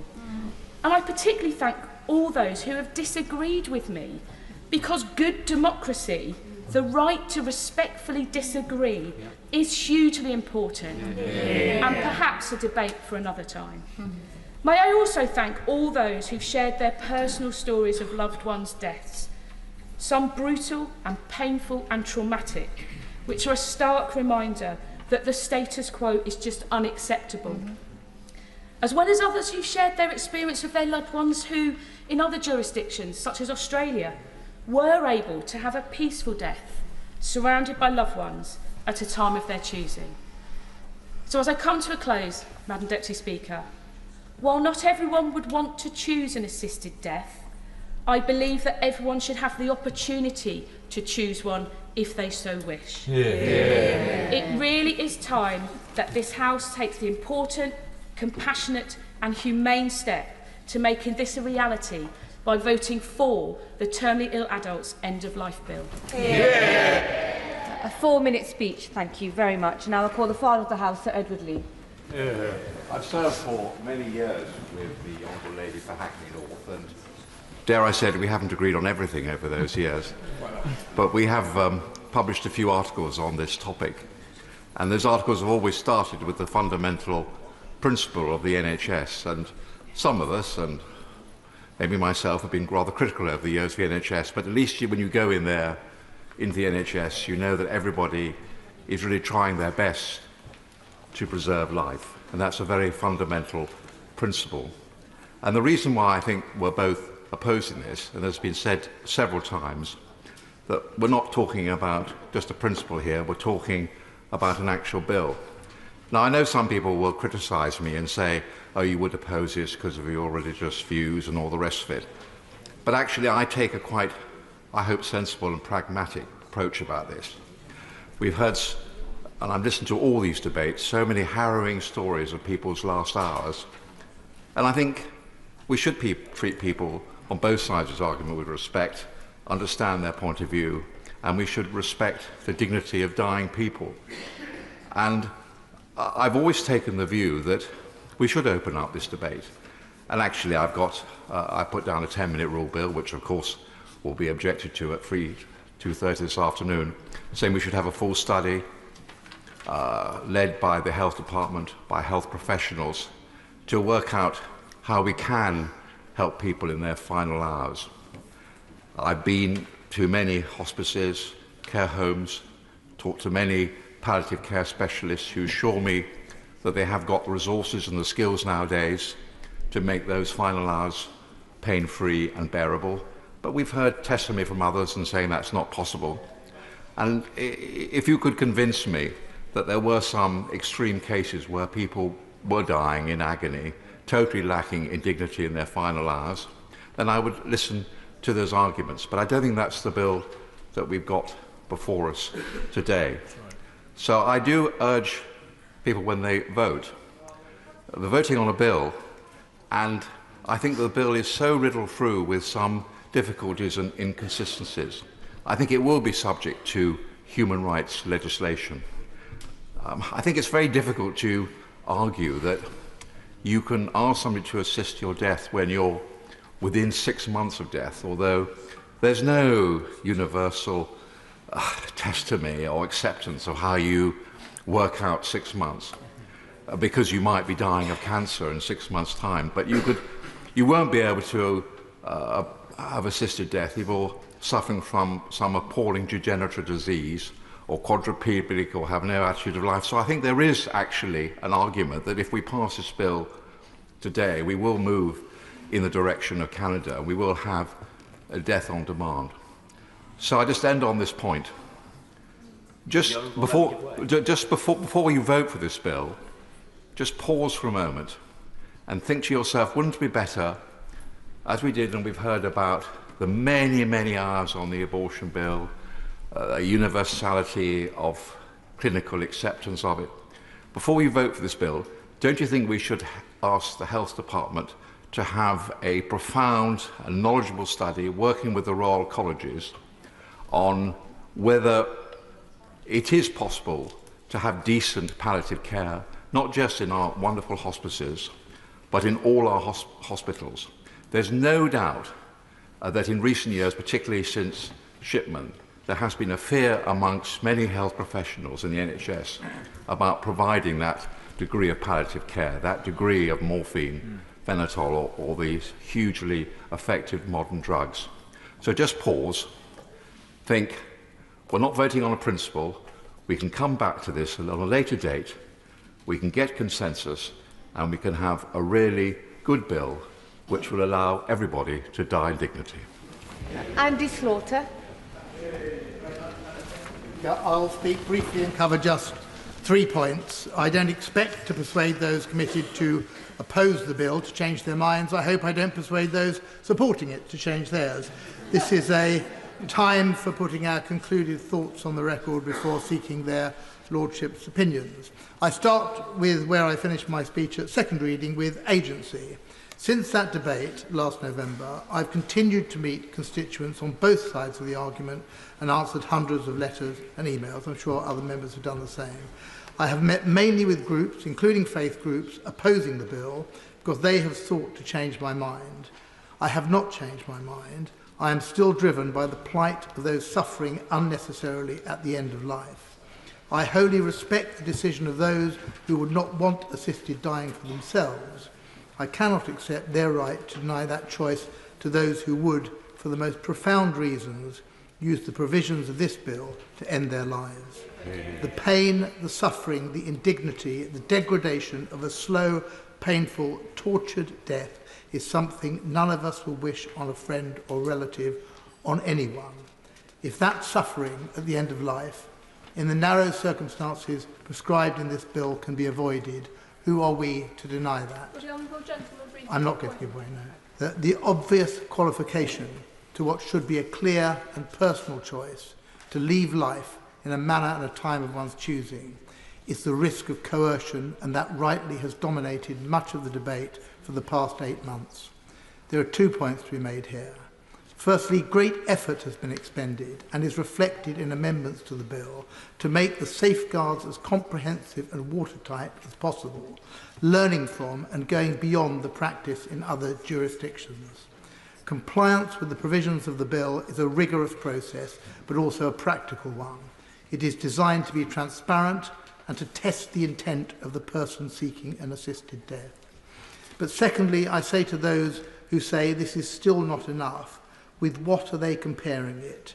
The answer at best, and in some cases, is the status quo, which may involve an investigation post-mortem as to whether assistance has been given, putting a caring loved one at risk of prosecution, but doing nothing to prevent those of malign intent. Finally, while I have tried to see both sides on every issue, there is one point on which the opponents of the bill are, in my opinion, just wrong, and that is whether it has thus far seen due process. I've been here for a month over 20 years, and I can think of few bills of this length and scope which have received so much scrutiny, so many hours in committee, so much evidence submitted and comment made. Members will vote against the bill for many reasons, even though by doing so they restrict the choice of others. They should compare the regime pre- and post-legislation, and I hope decide the bill gives greater protection. But I ask them not to vote against because we have lacked the time or information to make a decision. We have not. Or because we do not, as a country, have the ability to resource this bill. We do. A great trust and a great opportunity has been given to the members of this Parliament. This is the moment of decision, and we should discharge it to the best of our ability. Mike Wood. Thank you, Madam Deputy Speaker, for calling me to speak for the first time on this bill. I didn't vote at second reading in November. The Honourable Lady for Spen Valley, in her opening speech this morning, said that we could choose to vote with our head or with our heart. And I'm afraid it is that tension, that conflict that I've been grappling with over the last few months. And I'm afraid I can't agree with the Honourable Gentleman, the Chairman of the Justice Select Committee, that this bill is stronger now than it was at second reading. My sympathy for the principle of assisted dying is as strong as it ever was. And the idea of facing a painful death or worse, watching a loved one in pain at the end of their life frightens me. But if there was one thing that frightens me more than that terrifies me, it is the idea that someone I love might choose to accelerate their deaths, imagining it to be one last act of kindness to those of us who care so deeply for them, to take away that opportunity for one last birthday together, or one last Christmas shared, or even something as simple as a picnic. Just one intervention. Member for giving way. He's making a very powerful point, and on that point, can my honourable members foresee a circumstance where a child turns 18 with anorexia, decides to get assisted dying, and the first time the family hear about it is after they've died? I'm afraid, as the father of a 17-year-old daughter, I can identify with that question. I can identify with that question a bit too directly. I should add, she doesn't suffer from anorexia, but of course it would, I think, terrify any parents that could ever happen. And I must continue. The Honourable Lady has intervened multiple times, because I think this really is the issue. I think the Honourable Lady, the sponsor of this bill, has done well with some of the safeguards around coercion, but I think the arguments around coercion, as we normally understand them from a legal point of view, really miss the point. We're not really, in general, talking about where someone with improper aims and motives is setting out to cause someone to take a course of action that they wouldn't otherwise take. This is much more subconscious, subliminal. It may be that wish to avoid being a burden, or it may be the actually reading too much into that doctor's suggestion when they raise perhaps you might wish to consider. Madam Deputy Speaker, as you know, a few years ago I was seriously ill, and at the time I was at my illest, the doctor said I had a 90% chance of dying within weeks at that point. When I regained consciousness, there was nothing that the doctors suggested to me that I was arguing over, whether it was a test, whether it was an angiogram or any other procedure. And I don't know, even in my own circumstances, if I'd been in a position where assisted dying was a possibility and the doctor had raised it entirely neutrally, how I would have interpreted that. There have been some people in this debate who've spoken of those who place a high value on life, as if it is some preoccupation of the religiously obsessed. Now, I am a Christian. I'm a very middle-of-the-road Anglican, and whilst I don't take my faith lightly, my church has never told me how to vote on an issue, and it's certainly not going to tell me how to vote on this one. But I do appreciate that, particularly with my own experience, that life is precious, but you don't need to believe in an omniscient, omnipresent God to hold that view that life is precious, and we should only take measures to shorten it very, very carefully. Madam Deputy Speaker, as I said at the start, this bill I don't believe has got better. There are serious concerns around it. I genuinely don't know whether it is possible to put in adequate safeguards to make sure that that assisted dying can be available for the cases where we would all like it, but which would safeguard those difficult cases, the ones that the Mother of the House spoke so powerfully about in her very impressive and meaningful speech. But what I do know is that if there is a way, this bill doesn't do it. Yeah. And that's why I will be voting against this afternoon. David Smith. I wanted to express concerns I had with this bill around coercion, commercialisation and the pressure on people feeling a burden. Unfortunately, there wasn't enough time in that debate, and there isn't really that much time today either. But during that debate, the House was repeatedly reassured by some members that the bill was about to undergo a rigorous scrutiny process in Bill Committee. The question at second reading that we were most implored to consider was, we were told, do we want to keep talking about the bill? Indeed, the Right Honourable Member for Goulin Pocklington, who's not in his place, said it best when he said, I quote, I say to both the bill's sponsors that it has a number of areas that they know I think they have to put right, about a dozen in truth. Now, Madam Deputy Speaker, it seems to me that while the time for talking is quickly running out, this bill remains far from ready, and too many concerns remain partially or wholly unaddressed. These things have not been put right. Let me just highlight three of those issues that I was originally concerned about. Firstly, on the issue of coercion. 7 months on from second reading, the bill still doesn't even define dishonesty, coercion or pressure. Let me say it again clearly, it doesn't define coercion. And if we as legislators cannot do that, then who will? Furthermore, with the exclusion in the bill of assisted deaths from the coronial system, a vital opportunity has been missed to include the investigative oversight that would be most likely to spot coercion, even if it was after the fact of assisted dying. Indeed, I'll move on. Secondly, Madam Deputy Speaker, the marketisation of assisted dying is something that worries me greatly, and I don't believe it's been properly addressed in this bill. We already know from last week that there is a loophole in the advertising ban where future Secretaries of State for Health could decide to launch public health information campaigns on TV, online and GP surgeries outlining the option of assisted dying. Even worse, in my view, is the certain involvement of private commercial interests in assisted dying.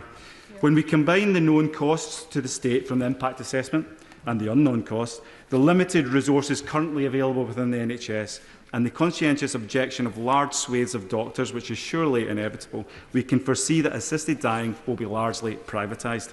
Commercial operators with shareholders and the desire to maximise profit will inevitably be delivering assisted death. In such circumstances, they will find ways to grow their revenue, including through marketing it, however subtly.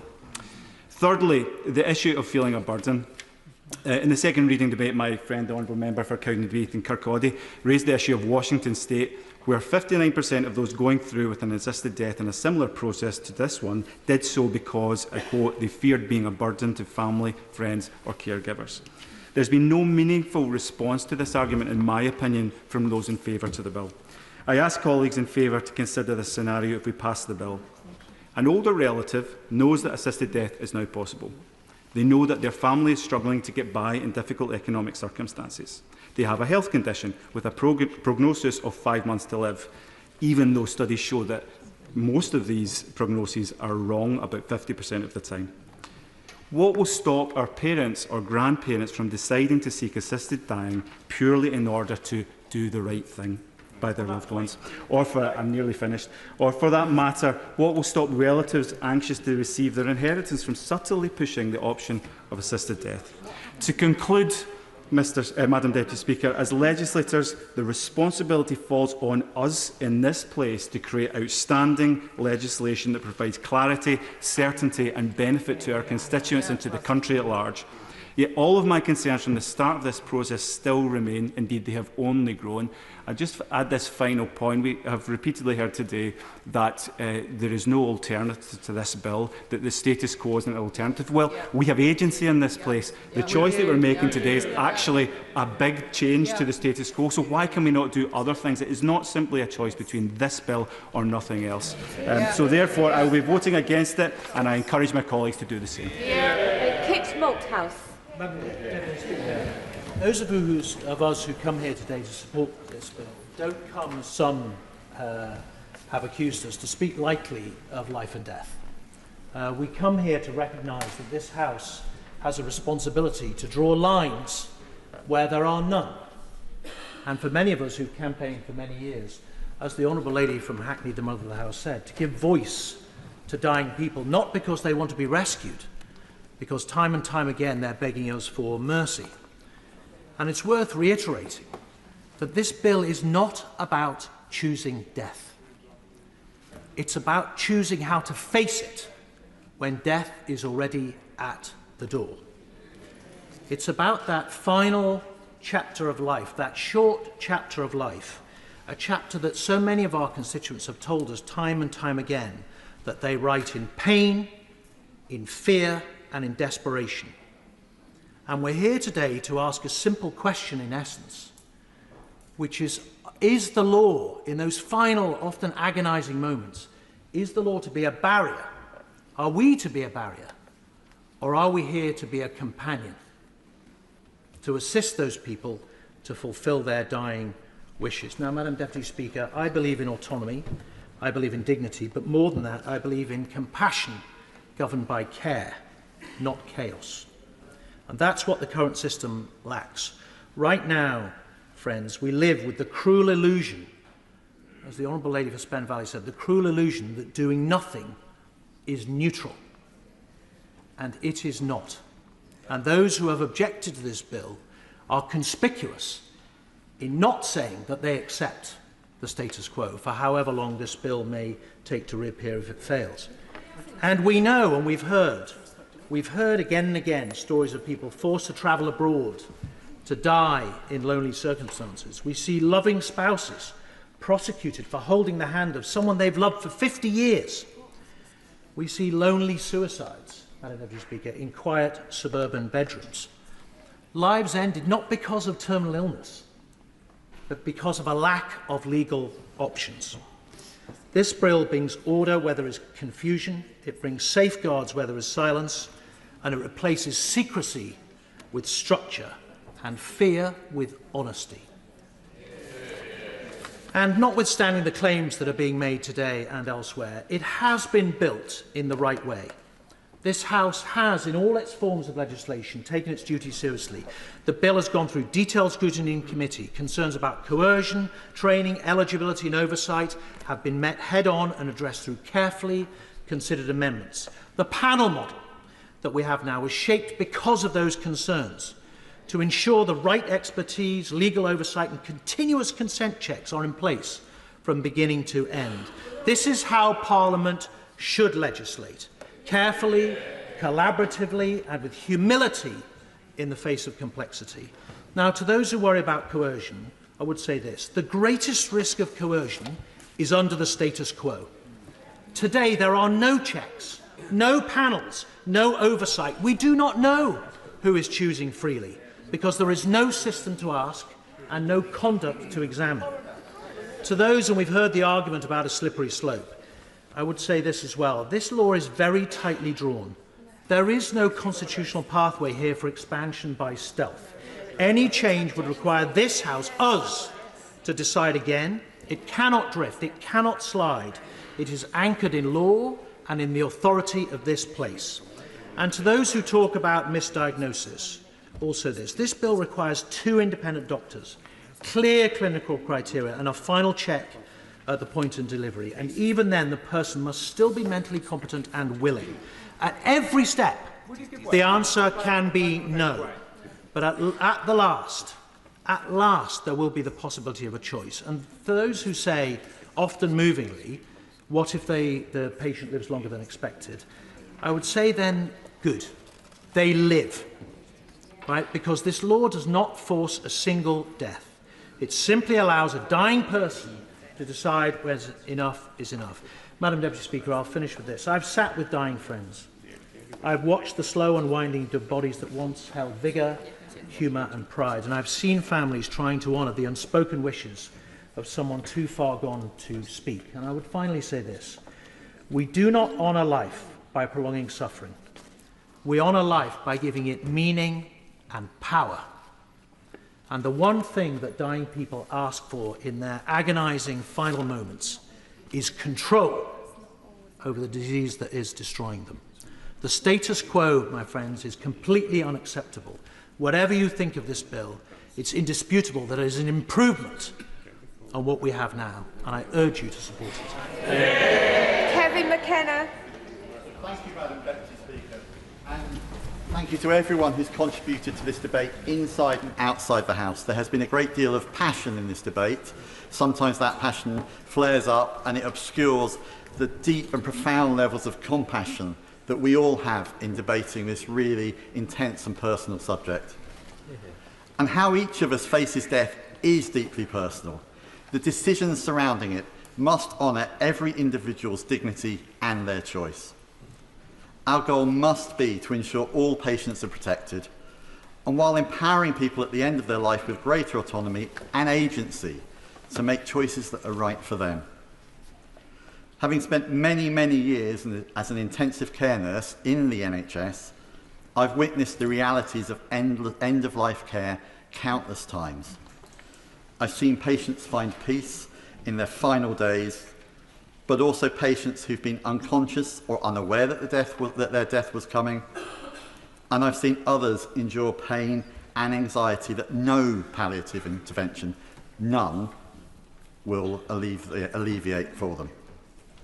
These experiences have deeply influenced my perspective on assisted dying. They have reinforced my belief that individuals should all have the autonomy to make decisions about such personal and a profound part of their lives, the end of their life, and their ability to make these decisions is to me fundamental to dignity at the end of life. Consent must always be freely given, fully informed and revocable at the time, and this is true right now for anyone who is agreeing or deciding not to undertake onerous, painful care and treatment that may be said by medical staff and clinical staff to save and extend their lives. Every one of us can refuse that currently. And it's so important to understand this because we've had lots and lots of discussions about coercion. But I have to lay it in front of colleagues in this House. There's a lot of coercion in the system currently. Families, well-meaning families, clinicians, well-meaning clinicians, actually provide a degree of coercion. And clinicians and clinical teams and multidisciplinary teams are set up to try and detect that, to have those conversations with patients, to really get to the nub of what the patient's real wishes are. And I have a lot of faith in my clinical colleagues that actually together and with a collective action in the multidisciplinary teams and the way that healthcare works today, that is the case. And that's why I'm really, really pleased that in the extensive debates around this bill, and particularly in committee stage, we've gone on from not only having a judge making a decision, but moving on to a panel. Because this reflects the best practice in clinical work, that we have a multidisciplinary team, a multidisciplinary approach, really assessing what the patient wants and how it can best fit. No, and I won't give way. So after all of this debate, and I know people, many colleagues have talked about whether this debate has been too short, too long, too complicated, not complicated enough. I've heard comments about, is this ready to hand on to the House of Lords? I believe it is, to be clear. In all of those debates, I think it's really important to remember that it hasn't just been during the case of this Parliament that we've been debating this. This has gone on for decades. I remember very, very clearly when I was a student nurse, a really strong advocate for palliative care who was teaching us, and he was very dead set against assisted dying. And his argument was that if we bring in assisted dying, it will mean that palliative care will never get the funding and the resources that it needs. Something so many people have said now. I have to say, that was nearly 30 years ago. And we've not grasped that nettle as a country. And I really hope at the end of this debate, the commitment that almost every member of this House has said to make palliative care work and be accessible for everyone in this country, we can finally bring to fruition. But it is not a reason to not have assisted dying, because that's the choice of many people in Britain, the choice of many people in this country, and I think, I want that to be the choice for me. If that's the case, I get to that point in my life, I want that choice available to me. And I know that some members that will be true for. Other members do not want to ever have that choice. It needs to be there. So I want people to think about themselves as well. All right. It's important to think about that as well, because sometimes we think it's selfish as members of Parliament to think about what we may need. But in truth, it's fundamental, because this is about the individuals, and this is about each of us at that moment of the end of life. So really, I think this bill is much stronger than it was at the start, and I was already convinced it was the right thing to vote for. I really think it's ready to hand on to our colleagues in that other place. I know that many of the public are behind us, and I really commend this bill in its current form at third reading. I'll be voting for it, and I hope many other people will be too. Gavin Robinson. Thank you very much, Madam Deputy Speaker. And as I say, it's a pleasure to follow the honourable gentleman, though I will reach a slightly different conclusion to him. And may I just say, Madam Deputy Speaker, that though she's not in the chamber, can I remark on the principled stand of the lady for Lewisham North, not only today, but for her decision last night, and I think it will stand her in good political stead. Madam Deputy Speaker, my colleagues and I will be voting against third reading today, and that should come as no surprise to honourable and right honourable members in this House. We don't do it from a party political perspective, though we will all act as one. We don't do it because of a whip, though we will act as one out of our common but personal faith. But we are equally assured that our beliefs won't be a determining factor today. We understand that in parliamentary terms, just because we hold a view doesn't mean that everyone in this room will hold the same view, and our votes are equal. But we are right to know that the question before us today is not on principle or not on any bill, it is on this bill. And when we heard honourable and right honourable members say very clearly and very forcefully at second reading that they wish to start the parliamentary process to see how it evolved, to see how this legislation could be strengthened, to see what safeguards could be put in place, we are assured that this bill is in a worse position today, Madam Deputy Speaker, than it was at second reading. We heard 61 honourable and right honourable members specify judicial involvement in this process. We heard another 20 talk about and articulate their support for this legislation on the basis of legal safeguards, yet they are gone. We have been honourable in listening, but I think we honourably have to reflect that this bill is not where it should be.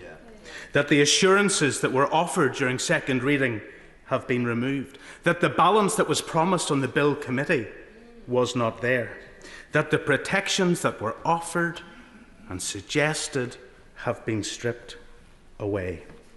Madam Deputy Speaker, I spoke to a constituent just yesterday, and she told me that when she was diagnosed for cancer for the first time, she approached it with a level of determination that surprised her, and she survived. And when she was diagnosed the second time, she approached it with a level of despair that had this bill been available to her then, she would have availed of it. She would have satisfied the conditions on the basis of medical advice at that time. And yet she was telling me this story yesterday, and that diagnosis was in 2012. The quote that I shared at second reading is as true today as it was said 120 years ago. Medicine is the science of uncertainty and the art of probability. There is nothing that can be determined to the point of legal certainty or, for our perspective, moral certainty.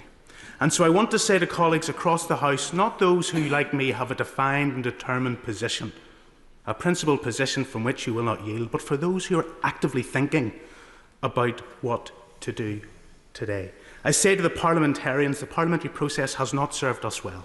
Whatever about the length of time the House of Lords will debate and vote upon each and every amendment we have not, and we are not allowed.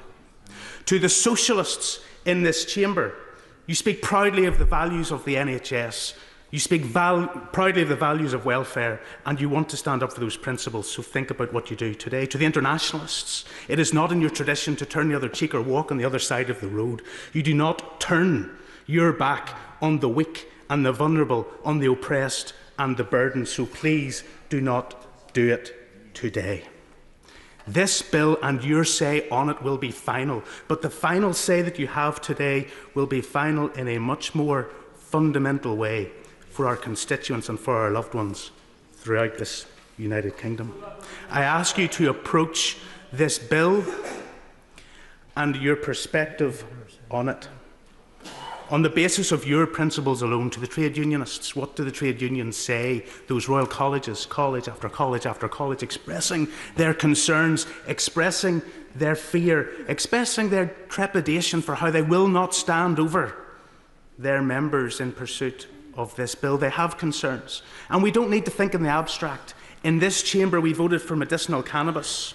How many medicinal practitioners are prescribing it? They're not, because their trade unions, their governing bodies, do not support them or ensure them in that endeavour. This bill is not what has been outlined, not what has been promised, and not as good as this chamber could make it. And on those bases and the principles that I know many of you hold so dear, I hope you reflect honourably, not only on what you said at second reading, but to yourselves, on the basis of the principles of socialism or internationalism or trade unionism that you have, and do what we will do. Vote for light, vote for hope, and vote for life. Colleagues can see how busy the chamber is, and they will understand that not everybody is going to get in. But if speeches are longer than 5 minutes, and even fewer colleagues will get in. Dr. Becky Cooper. Thank you, Madam Deputy Speaker. Many thanks to my colleagues across the House for bringing thought and sensitivity to the debates and the committee time for this bill. I often think that this place does not show the best of us, but in the passage of this bill, I have heard considered debate, and I have observed people listening to each other on both sides of the argument. And as a new MP, reflecting on how this place currently legislates and how it could evolve and improve, I think that this brings learnings in and of itself. Assisted dying was never going to be an issue without controversy, and there has been much to consider. For my contribution to the debate, I would like to take a few minutes to outline why, as a medical doctor specialising in public health, I am supportive of this bill. Within this, I will also include some brief reflections on the issues of safeguarding and provision of end-of-life care that have been raised by my constituents in Worthing West. In public health... Honourable friend give way? Oh, I will? Go for it, yes. Come on. Honourable friend for giving way. She speaks of the views of her constituents at a very well-attended public meeting of my constituents in Dartford just before second reading. One of the key things that they wanted an answer to was how this bill can prevent vulnerable people from being coerced into taking a decision to end their lives. Would the Honourable Lady agree that this bill, as it's gone through Parliament, has strengthened the safeguards against coercion, and that, in the words of the impact assessment on the bill now, says we have the strongest safeguards in this bill of any jurisdiction in the world? thank my honourable friend for his intervention, and I do agree, and I'll come to that later in my remarks. So in public health, we focus primarily on prevention care for the population. In other words, we take decisions using the best available evidence that have the potential to impact the health of thousands, if not millions of people. There is almost always a trade-off with these decisions, quite often one that sees the label of nanny state thrown our way. That is because we deal with choice and freedoms on a population level. So with the assisted dying bill, I ask myself the following. Which population is this legislation for, and what are the needs of this population? And what freedoms and choices are we being asked to legislate for? In terms of the people for whom this bill will be relevant, it is a narrowly defined population that I can very clearly see have specific needs. That is to say, it is people coming to the end of their life with a terminal illness. Again, in public health, at this point in our consideration, we are often met with, as we have already heard, the slippery slope argument. If you legislate for this group of people, it won't stop there. But the criteria to be considered for assisted dying are clear in this bill, and I have in fact heard from constituents who think that it is potentially too narrow. But that is not what is in front of us today, and any change by future parliaments will have to go through another legislative process. Looking at the needs of this population, numerous concerns have been raised in this area, both from a safeguarding perspective and in the provision of end-of-life care. Constituents and fellow parliamentarians have voiced unease at the thought of coercion in this space.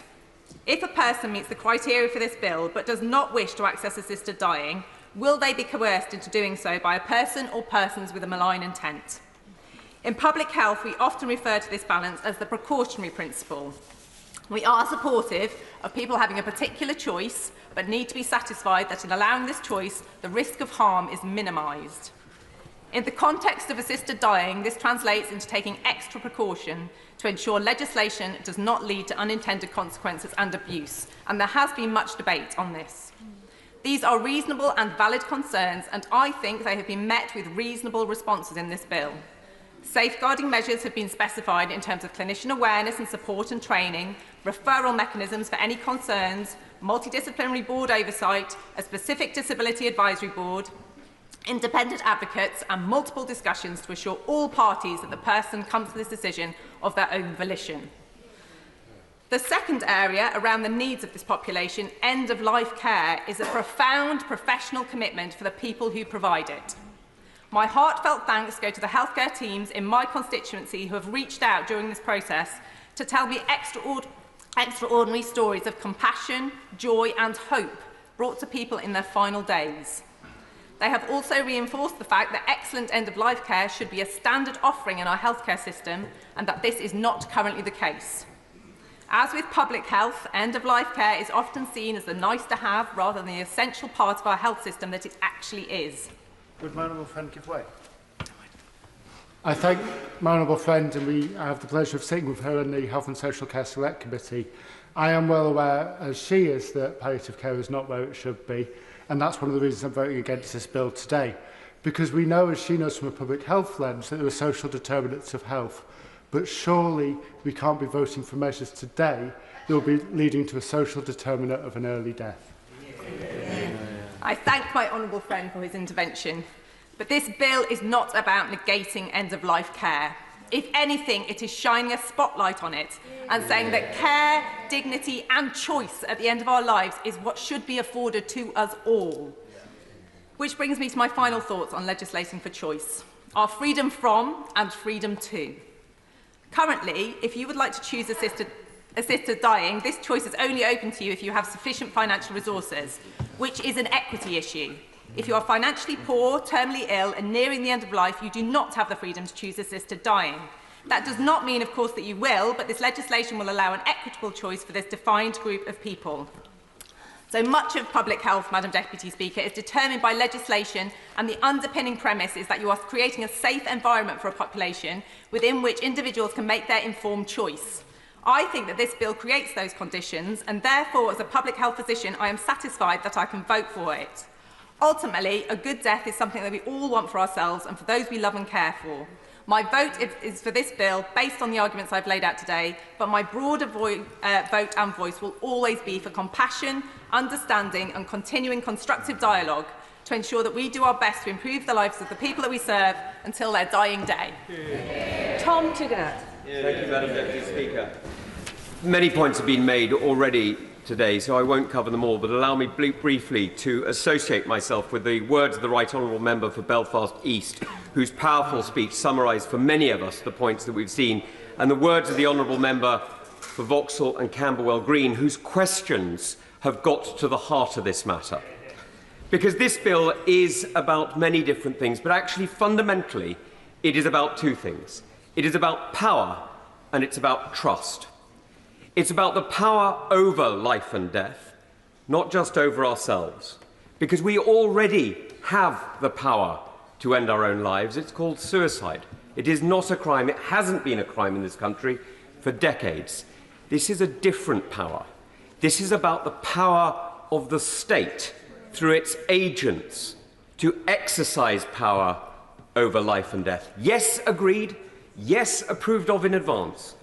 But when the state takes a life, even with consent, that is a huge shift in the relationship between the individual and the state.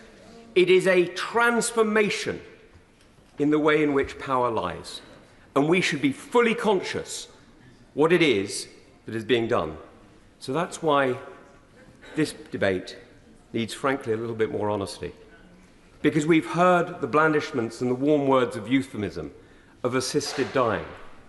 But the truth is, this isn't assisted dying. Assisted dying is what a hospice does already, today, now. Right. Helping people, caring for people, supporting them. This is assisted killing or assisted suicide, depending on which word you choose. But honesty in language is important. If we're not even willing to be honest with ourselves in this place, how on earth can we expect the courts, when they have to look at the cases, to consider the questions that we've debated? Because to all honourable and right honourable friends, and you are all friends, in a debate like this we're all friends because we're all seeking the right answer for our country. The truth is, this is the last time we're going to talk about it. This is the last time we're going to have actual authority over these words. And no matter what interviews you've heard, no matter what assurances you have seen given in words today or over the last few weeks, the truth is, the only thing that matters is the words in black and white in that document, because they are the words that are going to be interpreted by judges for years to come. They are the words that are going to give power. I won't give away. Those are the words that are going to give power to ministers, to the Secretary of State, to exercise his or her discretion with the most cursory of oversight from this place. So let's be absolutely clear what we're choosing to do. Let's be absolutely clear that it is on us, it is our responsibility to think not just for those who have options, for those who have power, for those who will not be intimidated, but it is for us to think about those who will be. For the weak, for the vulnerable, for the ones who the mother of the house referred to, for those communities in our country who already don't trust the health service, who reject vaccination, who don't choose to come early for cancer diagnosis, and for whom we already see worse health outcomes. We need to be thinking of them, because choosing to make that gap greater is not just choosing to enable some to access care. It is actually actively rejecting others in our community who should seek care but won't because of the fear that this will raise in their hearts. We need to think really hard about that. And I say to those who say there'll be no change, I say to those who say this is it, there can be no further change, the closest legal equivalent to this is the Canadian bill. The closest legal equivalent to us is the Canadian Parliament. The closest equivalent to the National Health Service is the Canadian health system. And so I give you the words I'm not giving away. So the Honourable Lady has spoken for many hours. I'm speaking for 5 minutes. The experience of Roger Foley, a Canadian living with a degenerative condition, warns us. As Canada has expanded its assisted dying law, I have faced neglect, verbal abuse and denial of essential care. I have been told my care needs are too much work and my life has been devalued. Worse still, I have been approached and told by healthcare staff to consider opting for medical aid in dying. Instead of offering compassionate support to alleviate my suffering, it is suggested that I should end my life. Sadly, this is not the only example we've heard of it. We've heard of veterans with PTSD, we've heard of others with limited conditions. And today, sadly, we've even said that those who merely feel pressure are allowed to access this service. Honourable friends have a real choice, but when that first 18, 19-year-old, when that first individual goes and asks for this, it will be we who made that decision, it will be on our consciences, and it will be a decision that has fundamentally changed the relationship between the individual and the state in a way that can never be reversed. Jen Croft. Thank you, Madam Deputy Speaker. I rise today to speak in opposition to this bill. What we are doing today is not voting on the principle of assisted dying. It is voting on a piece of legislation. We do not exist in a vacuum, Madam Deputy Speaker. What happens in this House has real-world consequences. And I speak from a place that I am oh too aware of how unequal our society, how unequal our medical system, and how unequal our institutions are in their treatment of disabled people. The Honourable Member for Lewisham North spoke at length and very movingly of her own journey towards finding this bill something that she could not vote for due to her experience in prolonged engagement with disabled people and disabled people's organisations. In my personal experience, I know that the value that our medical establishment places on certain lives is less than the value that it places on others. When I was given the diagnosis of my daughter's Down syndrome, the next thing that the midwife said to me after "I'm so sorry" was, "I can book you a termination within 48 hours.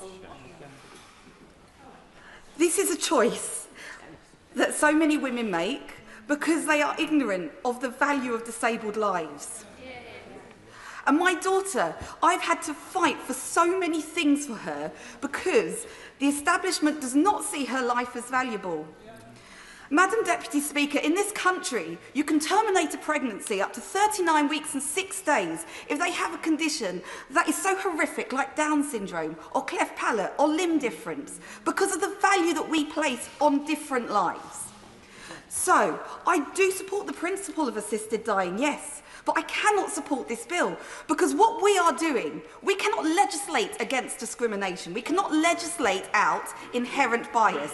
However, what we can do, we can legislate for safeguards. We can legislate for safety. We can legislate that those that are treating the people that we love, that those that are offering assisted dying, we can legislate to make sure that the most vulnerable in society, people like my daughter, people who I know, that the medical establishment and institutions and society already view as second class in so many ways, are not met when having to face a decision, are either coerced, are given ill advice, and like my honourable friend, the member for Bexley Heath, has been at pains to point out to myself and others, do not have the adequate safeguards in place. There is talk about, I'm afraid I will make progress, but I do thank her for her interruption. There is her intervention, my apologies. There are panels. We have been told there are panels that will safeguard against this, that they will take into account all the circumstances of someone, whether or not they have capacity. However, these panels may opt in exceptional circumstances, which the bill does not set out what these exceptional circumstances are, to not even meet the person to whom they are discussing. Absolutely. And we know that the panels do not allow for family members and carers and those who know that person, if they have limited capacity, if they have a learning disability, if they are unable to make certain decisions themselves, to play a role in that process or have any right to appeal. Absolutely. So my plea to members across this House, if you have not yet decided, or if you think, I support this in principle, but I am concerned about this, or I have worries about this, or, oh, I think that might be okay. It is not our role to send a bill to the other place, to send a bill out into the world, hoping that others will do our job for us, hoping that it will all just come out in the wash. That is a dereliction of our duty as members of Parliament. If you have any concerns about this, now is the time to vote against it. You must do that. You must not think someone else will do your job for you. It is our decision. This is what we are voting for today. So I urge all members of this House to vote against this. Luke Taylor. Thank you very much, Madam Deputy Speaker. It is an honour to speak today in this important debate on an issue that exemplifies why I chose to get into politics and come to this place. To be part of big decisions, taken in tune with public opinion, listening to evidence, and with the goal of making our residents better off. And I have no doubt that all right honourable members here today intend to make their residents better off. But in this case, tragically, better off means suffering less and giving them agency in the most painful moment of their lives. This bill before us addresses a situation where the status quo is utterly unacceptable. I hope that we can all agree in this place of the stories we've heard from the families of those who have watched a loved one die in pain, or of the fear that someone with a terminal diagnosis facing the prospect of an agonising death are heartbreaking. The choice we have with this legislation is whether we choose to do something about that status quo or not. Rejecting this bill, imperfect as it may be, will continue the pain of those who are let down by the current laws, guaranteed victims of a system that is letting them down. I'll make some progress, thank you. I start by making the somewhat unusual case that this issue for which we're gathered here on a Friday, giving up bake sales and constituency surgeries, is not actually quite the big deal it has been whipped up to be by both proponents and opponents. I do not believe we are considering a fundamental change in the relationship between doctor and patient. I do not believe we are changing the relationship between the state and the individual, or stepping onto a slippery slope, nor unpicking the very purpose of the NHS, as some may have suggested. We are simply here to give those who already face terrible decisions, doctors, patients and their families, a real choice of how to face those decisions and protection in the law from choices that are already being made today. I will make some further progress. This bill simply gives the choice to those who will die, and those eligible will die soon, the manner and timing of their death, and it protects doctors and families from legal repercussions at such a tragic time. This is not a bill about the choice between life and death. It is the choice of how and when we will die, should we want it. This is the ultimate choice. We speak sometimes of the right to choose, of the right to decide how one might bring life into this world. A debate about which on Tuesday this chamber showed there is a huge majority in favour of the right of the individual. We have a chance to neatly bookend the week by establishing the existential right of the individual, when given a terminal diagnosis, to be given the right to choose how one might exit this earthly realm. I will make some progress. Today, due to the extraordinary coverage of the Honourable Member for Spen Valley, who has given us a once-in-a-generation opportunity for this place to catch up with public opinion, and I truly believe we can take one more step forward towards regaining public trust and confidence in this system. When public polling shows overwhelmingly time and time again that the public back this change, between 70 and 75% in the latest polls released, I implore those on the fence to at least listen to public opinion, if not my words. What do you give way? I will continue. Thank you. Nothing I say, however, is intended to simplify this issue, and I acknowledge the fears of many that the palliative care sector is not funded sufficiently for there to be a rational and viable choice between managed care at the end of life with a choice to end your own. I welcome, therefore, the inclusion of Amendment 21, which matches my own priority for the improvement of palliative care.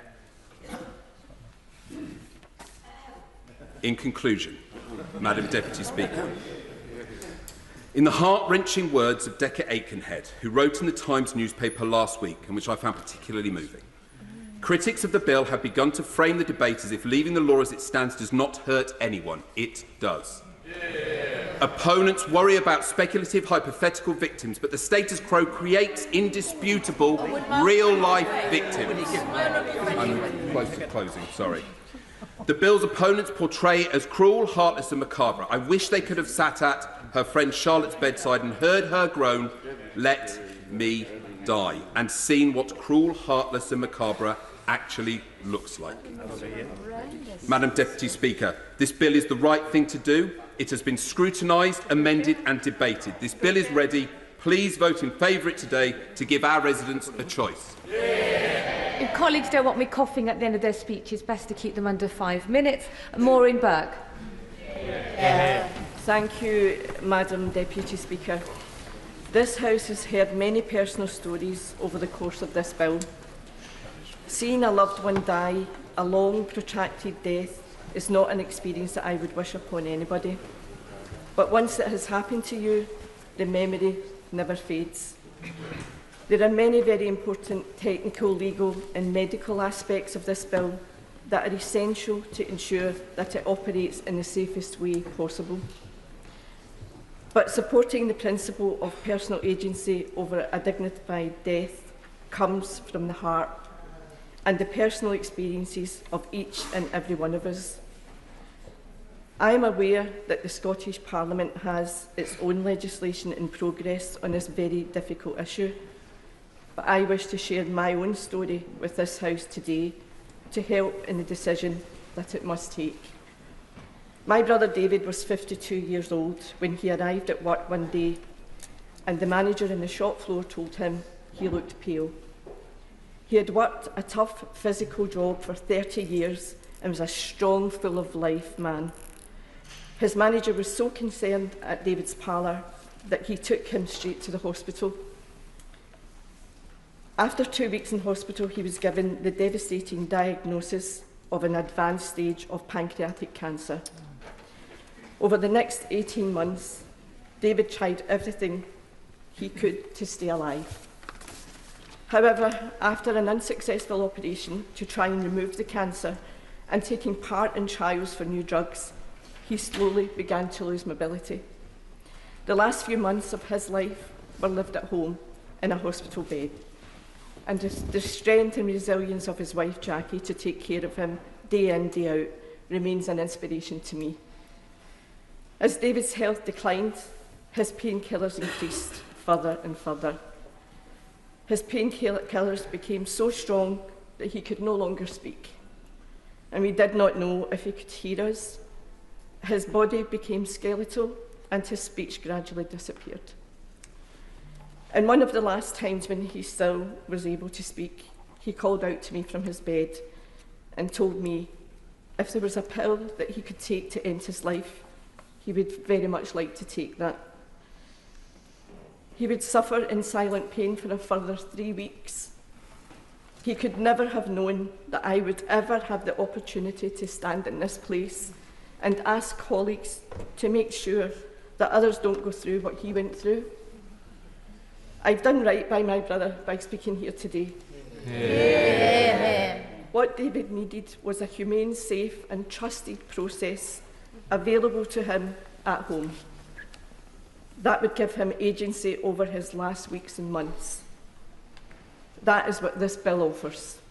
That is the choice that this House is finally today in a position to give those suffering from terminal illness, and I commend the bill to this House. So, Jeremy Wright. Thank you very much, Madam Deputy Speaker. It's a privilege to follow the Honourable Lady and many others who've given brave testimony of their own personal experience in this matter.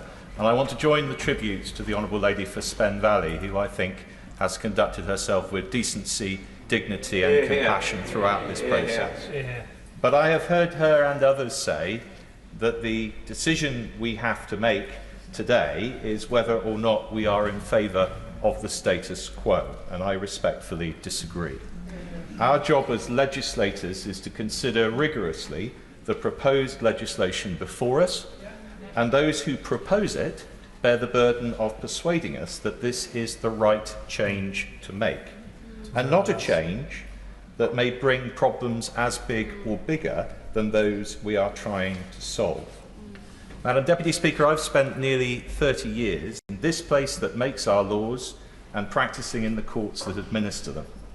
I've had ministerial responsibility for sentencing and for the Crown Prosecution Service. I have faith in our system of laws, but I've also seen the limitations on our ability to avoid the negative consequences of the laws we make, however hard we try. So very often, the legislative decisions we take are about a balance of risks. In this case, the risk of not changing the law is that we leave some of our constituents in pain where it could be avoided and expose their loved ones to the fear of prosecution for acts of love and mercy. I acknowledge that risk, and I have felt the anguish and the desperation of those who want this bill to pass for the very best of motives. But, Madam Deputy Speaker, good people can come to different conclusions on the balance of risks here. And I think that we take a bigger risk in changing the law, and that is because of the signal we send in the legislation we pass. Signals sent by changes in the law matter. When Parliament changes the law, it brings consequences for those who break the new law, but it also intends to change behaviour. Creating new criminal offences, or increasing maximum sentences, or even strengthening regulations are acts that we hope everyone will take notice of and behave differently as a result, because they recognise that Parliament, on behalf of society as a whole, is signalling its disapproval of certain actions or practices. So if that is true for legislation that makes unlawful what was previously lawful, why shouldn't the same be true for legislation that makes lawful something that was previously unlawful? We are sending a signal there too, that society, through Parliament, believes that something which we used to think was unacceptable is now acceptable. In this case, that assisting someone to die is now something of which we approve. Now, I believe that is bound to have an impact on those who, in great distress at the end of their lives, may already be thinking it would be better if they were out of the way. Madam Deputy Speaker, I do not want to live in a society where anyone, including the terminally ill, is encouraged in the belief that their lives are not valuable and valued to their very last moments. And I fear that this bill, though not its intent, brings such a society closer. And that is why I cannot support it. Preet Gill.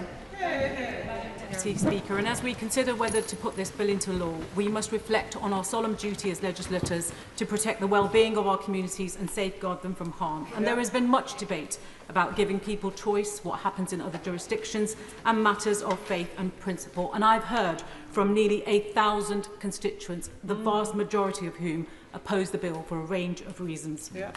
I too oppose the bill at second reading, and I set out my concerns, including those of principle, but also of major concern about safeguarding. And as an ex-Children's Services manager with over 18 years frontline experience, far from issues of safeguarding being improved in committee, many of the provisions have actually been weakened. And my concerns are clear, actually very similar to the Right Honourable Member from Chingford and Woodford Green. The High Court stage safeguard was removed from the bill, fundamentally altering the basis on which members voted at second reading. And both the panels that replaced the court approval and the voluntary assisted dying commissioner who would oversee them are new and untested concepts. They would not have the powers or functions of a court or tribunal. They would not be required to question witnesses and could not compel them to attend. And the doctors who are intended to have assessed people's capacity and freedom to choose an assisted death would not give evidence on oath. And there would be nobody to cross-examine them. And the new assisted dying commissioner would run the assisted dying system, and at the same time, he be responsible for monitoring, investigating and reporting on its work, replacing the role previously given to the independent chief medical officers. And the very definition of terminal illness has proved to be seriously flawed, as it would allow people with anorexia to qualify once their physical condition deteriorates. And in committee stage, amendments were tabled to introduce an enhanced test of a person's mental capacity to make the choice to die. At second reading, members were assured that our existing laws in the Mental Capacity Act were tried and tested. Yet in February, the Chief Medical Officer wrote to the committee to clarify that there's no enhanced test for life and death decisions under this Act. The committee also voted to allow a future Health Secretary to change the Act of Parliament which established the founding principles of our NHS at will. This language first passed into law in 1946, established an NHS to secure the physical and mental health of the people of England and to prevent, diagnose and treat physical and mental illness. However, because this does not include assisting people to take their own lives, the bill as amended now contains a power for these foundational words to be changed by secondary legislation. Shameful. Following the committee stage, I chaired a session titled Committee of the Unheard, to hear from experts who had not been invited to give oral evidence at committee stage. And we discussed the impact of excluding family and loved ones, which is this bill's position too. And importantly, this committee allowed us to explore issues around people with disabilities, people from other jurisdictions, specifically Canada, and BAME communities. And had the committee received the oral evidence, it may well have come to different conclusions. Finally, one thing the bill has highlighted for me is around the promise of choice. For choice to be real, there must be genuine options to choose from. Exactly. But what has been highlighted is that palliative care provision is woefully inadequate. And the worst served are also the most disadvantaged from the most deprived communities. And worse, should the bill come into force, the provision of palliative care is likely to be compromised without hospices having a legal right to opt out of assisted dying. There is no such proposed opt-out in the bill. This brings me back to our role as legislators. The question for us now is, after all the consideration, can we be satisfied that our duties towards people to protect their well-being and safeguard them from harm are fulfilled if we pass this bill? From everything I've seen, heard and read, the answer must be no. Thank you, Madam Deputy Speaker. At second reading, I spoke in support of the bill, the principle of this bill, because I believe in freedom of choice, especially at the end of life, should always rest with the individual. That is the individual with a terminal diagnosis who is best placed to decide when it is their time to slip away. As a society, we do not talk about death enough. It's one of those subjects that we shy away from. But there are thousands of our fellow citizens each year who must come to terms with terminal diagnoses, their medical treatment, and ultimately their final days. And I want to put on record my thanks to the Honourable Member for Spen Valley for the way that she's conducted this debate. And I know at times it's been particularly difficult, particularly from the criticism from outside this place. Voting for the status quo, voting against this bill, will not solve the problem. Indeed, with the advance of medical techniques that prolong life, but not necessarily the quality of life, the case for a compassionate ending to one's life will continue to grow. At least one Brit every week is taking the stressful and too often lonely journey to Switzerland for an assisted death at a cost of £12,000, an option only available to those who have the wealth to enable them to decide the time of their own death. As a supporter of this bill, I'm not giving way. As a supporter of this bill, I have listened to the debate closely, and I agree that we need better palliative care across the UK. My own grandparents were both superbly supported by amazing Macmillan nurses in their final weeks battling incurable cancers. But I recognise that this support is not universal across the country, and that more needs to be done to improve this important service. But the blunt truth of the matter is this: if you are dying from an incurable condition, you could have the best palliative care possible, but ultimately you are still dying. In her final weeks, my nan told me that it was her time to go, that she had made peace with her God, and that she didn't want to endure the next few weeks of decline in her physical and mental health. Days before her death, she was hallucinating from the high dose of medication to treat her pain, telling me vividly how she was flying a spaceship. That wasn't how she wanted to spend her final weeks, and I know that because she told me so. She, like so many others, have been denied their final wish. This legislation has received far more scrutiny than much of what we vote on in this place, and rightly so. There are 28 public bill committee meetings interviewing 40 witnesses, dividing 110 times on proposed amendments. As a country, we've been debating this subject for over 20 years, and I can recall as a 16-year-old law student discussing the case of Diane Pretty and her campaign back then to change the law. I believe the bill presented is narrowly defined, with the necessary safeguards to ensure that those with a terminal condition can freely choose the time of their own passing. There are those in this House, often through religious beliefs or otherwise, that could never support a bill of this kind. That is their right, and I respect that. But that right should not extend to denying the choice to other people. There are those who argue for what they would see as even greater safeguards, but we should remember that legislation must be balanced and workable in the real world, beyond this chamber. This bill isn't about shortening life, it is about shortening death, and I would ask all honourable members from across the House to support it today. Maura. And this, in general, this debate has shown Parliament at its best, informed, considered and passionate. I have not spoken before. I have listened and reflected and read and sought to understand the intention and the impact of the bill, particularly on the most vulnerable. And now I would like to take 5 minutes to say 4 things. Firstly, I was brought up on the right to die. My mother, who was disabled, often in great pain, and a cancer survivor, was a member of the Voluntary Euthanasia Society and Exit, as Dignity in Dying were previously called. And I can honestly say that Newcastle United, feminism, and the right to die were mother's milk to me. So my position is not based on ideological, cultural, or religious regions. I urge colleagues not to vote for the bill because it is without the rigour or scrutiny necessary to make assisted dying work in practice.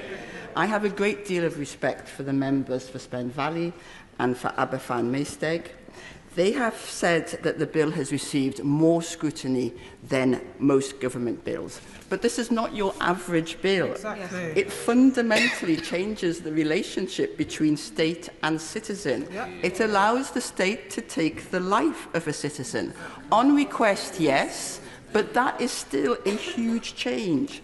We say that it is the first duty of any government to keep our citizens secure. But now the state will also be able to kill them. Yeah. Our NHS was set up to secure improvement in physical and mental health. And as the member for Mitcham and Morden so powerfully has argued, this bill could change the founding principles of the NHS. Yeah, it does. Clinicians are trained to save lives. Now they will also be able to kill people. Our police, our armed forces, their job is to protect life and liberty. Now they will also protect those who take people's lives. No, she won't. Because this marks a fundamental change in the relationship between state and citizen, it requires much more public and parliamentary debate. We have not even begun to interrogate all the social implications of this change. Exactly. All of human life is here. It will change the ethos of the NHS. It will enable private companies to kill private citizens. Yep.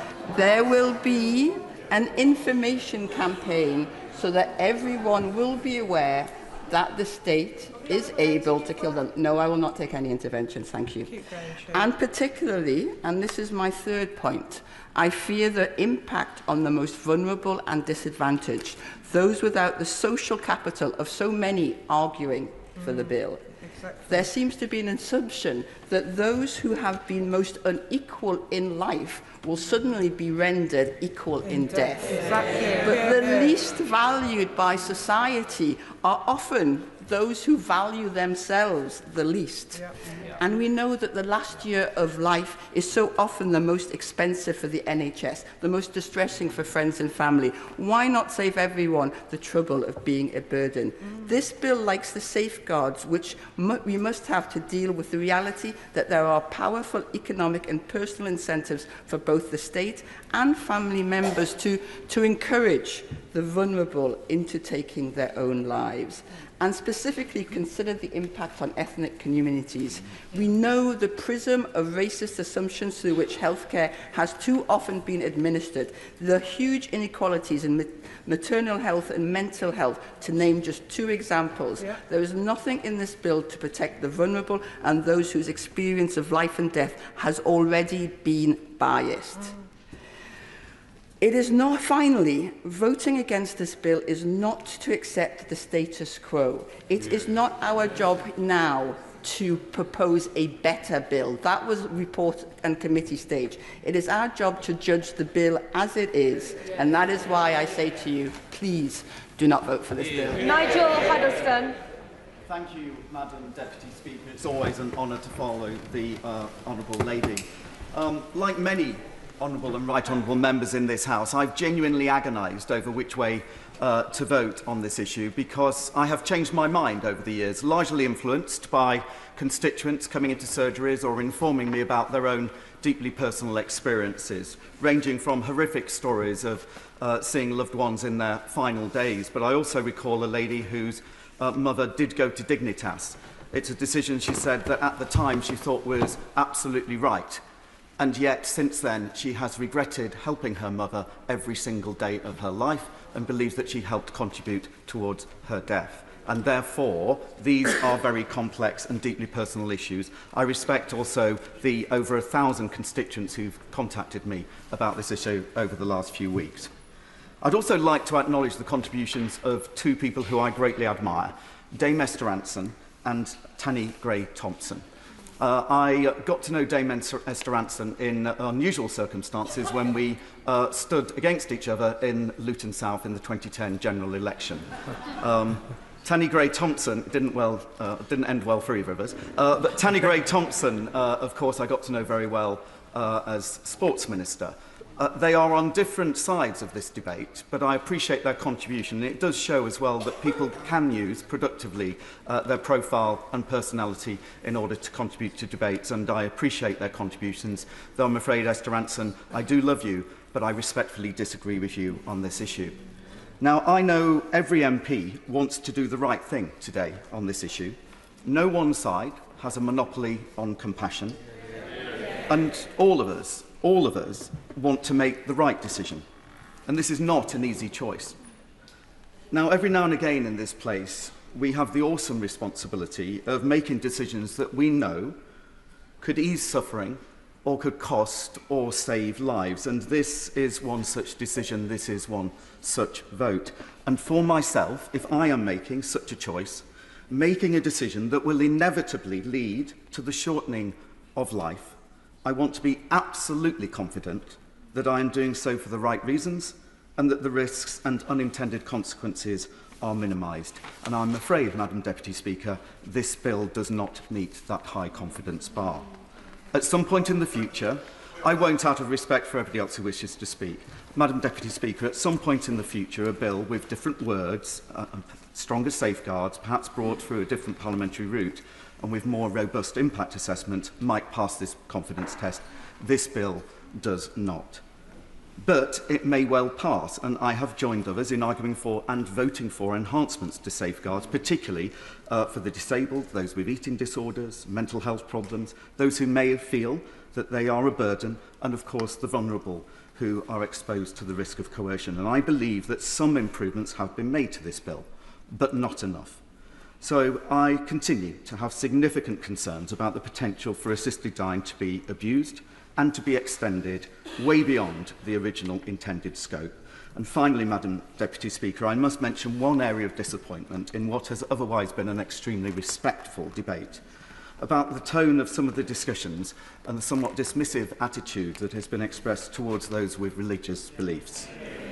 As if such beliefs are not valid in this debate. They absolutely are. And those who express a belief in God and the sanctity of life should be respected, not sneered at. And it's perfectly legitimate for religious beliefs to influence one's views on assisted dying.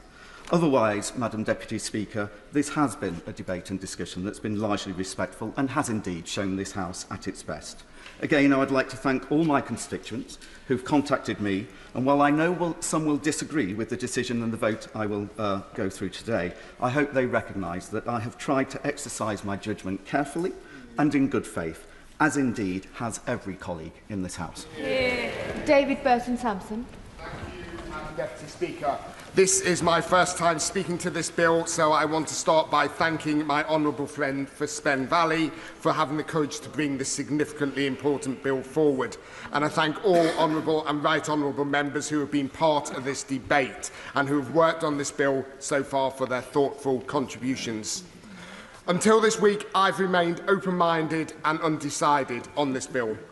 My starting point in this debate was my own personal views, and I am personally against assisted dying, and that's because of my Christian faith and also selfish reasons in that I'm a little bit scared of losing people and being there at the end of people's life.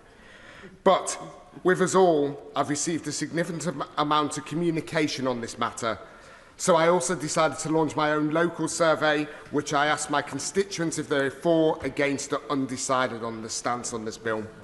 What was increasingly clear is that people are split on this issue. 55% of people were against, 42% were for, and the remainder unsure. That for figure is not insignificant. I promised my very close friend Emma I would share the story of her mum Cheryl, who was diagnosed with terminal stage 4 cancer just over 2.5 years ago. Emma wanted to cherish every last minute of her mum's life, and she was outstanding in creating those special memories with her in the last year or so. Emma was against assisted dying at the time and wanted to do everything to keep her mum with her for as long as possible. And Cheryl sadly died last year.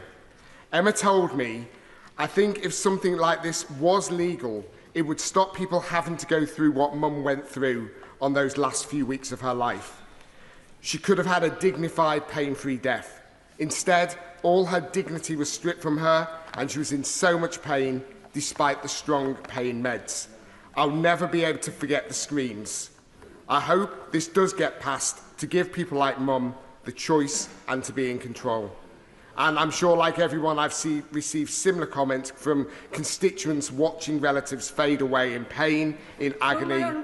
I won't give way because I want other members to be able to speak in this too. In pain and agony and suffering a lingering death, begging it to stop. So I supported this bill at second reading to allow the debate to move forward and to hopefully satisfy my concerns. The main two being definition of mental capacity and how this could be interpreted in reality, and the safeguards that will be in place to ensure an individual is not coerced. I also wanted assurances that the bill is strong enough to avoid that slippery slope scenario that we've seen in other countries. I'm satisfied after listening to the debate in this place during report stage, absorbing the vast amount of information I've received from members, from various lobbying organisations on both sides, and after meeting with people on both sides of this debate, including my honourable friend for Spen Valley, that my concerns have been addressed. In my view, this bill has more controls, not less than it had when we looked at it at second reading. And I also do reject the suggestion that this bill has not received sufficient scrutiny. The debate on assisted dying has been ongoing for many years. There's a significant amount of analysis, reports and information available. It's gone through hours of scrutiny at committee and report stage, and it will, of course, go through the same in the other place. I've spent time looking at all that information, and I'm sure other members have. I believe in choice. Whilst at this stage in my life I believe assisted dying is not for me, there are many who feel otherwise. They should be able to make this deeply personal choice, like they can make choices about so many other elements of their life, such as whether to follow a religion, whether to marry, whether to have children, whether to get divorced. These are life choices, usually made by somebody with sound mind and considerable thought. Like making those life choices, we should be able to make the same choices about our own death. So after much consideration, I'm minded to support this bill at third reading. I will listen to the rest of the debate, But I must say, if this bill does not carry today, we cannot allow this debate to disappear for another decade. The country needs this option. My residents tell me that. We need to find a way to legislate in an acceptable way as soon as practical. Thank you. Wendy Morton. Thank you, Madam Deputy Speaker. And this is the first time I've spoken on this bill, but I assure you I will keep my comments short, respectful of others, and also conscious that I don't think any of us in this place underestimates the enormity of the decision that we are facing here today. I don't believe it's about a heart or a head decision. That's to oversimplify a very, very complex matter. And I have no doubt at all about the sincerity of the Honourable Lady for Spen Valley's intentions in bringing forward this bill. But I would perhaps just gently say that in this place, sometimes good intentions don't always yield the good results that we all may strive for. And as I've monitored the progress of this bill, I have continued to struggle with it, and there is nothing in it that has changed my mind. What I would like to say, though, is that the importance of these debates are monumental, and that's underpinned by the literally thousands of comments and emails I've had from my constituents in Aldridge Brownhill. Some have been writing to me on this matter since before the first debate at the end of November. I also struggle with this bill to see how it's been proceeding through this place, in the sense that there's been much likening to previous pioneering moral and ethical legislation brought to the House, but I would argue it's very different to that which has gone as before in the last few months. Now, some honourable members have been correct to cite that some of the most pioneering social legislation of the post-war period were introduced via a private member's bill, most notably in the 1967 Abortion Act and the 1967 Sexual Offences Act, which was to decriminalise homosexuality. But it would be remiss of me not to point out that both of those bills had gone through an extensive government-led public inquiry to pave the way for legislation, not least of all the Medical Advisory Committee under the chairmanship of Sir John Peel to consider the abortion bill, and the Wolfenden Commission to consider the laws on homosexuality, something which I'm afraid this bill sadly lacks today. Indeed, the government have set up a wide range of policy reviews, and I would like to have seen, and I do feel it would have been totally appropriate if such a review had been sought on this particular matter. Now, much has also been made in this debate and throughout the progress of it, that it is a slippery slope and that in the future this bill will be extended and extended. The reason is because of what we see in other countries. Now, I am going to bring my conclusions to a close. I do think that as a modern society we have to come to terms with having a conversation and a debate on death. I don't believe that today has to be the end of that conversation, but I genuinely do not believe that this bill is in the right place to go forward to the House of Lords, to the other place, and I will therefore be voting against it. John McDonnell. Just very briefly as I can. Can I say to those who are saying that we somehow are treating this debate today as though we're debating the issues but we'll send it off to the other place to do our job. Yeah. That's not what I'm here for. I believe we're here to debate this bill. I don't want them, in fact, I want to abolish the other place.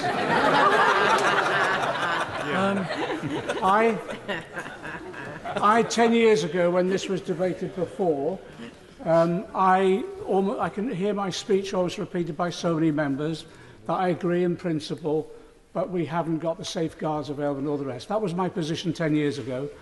And that's why today I'm supporting the bill, because many of the issues I raised in that debate have been built into this debate, into this bill. They argue how the assessments would be done. The panel system, actually including psychiatrists and clinicians and others. I didn't, at that point in time, I argue for a judicial review. I haven't got the confidence in the judiciary that some of you have. I actually wanted more experts. And at that point as well, the experts outside were split. They have always been split on this. There will never be unanimity across the professions on this itself.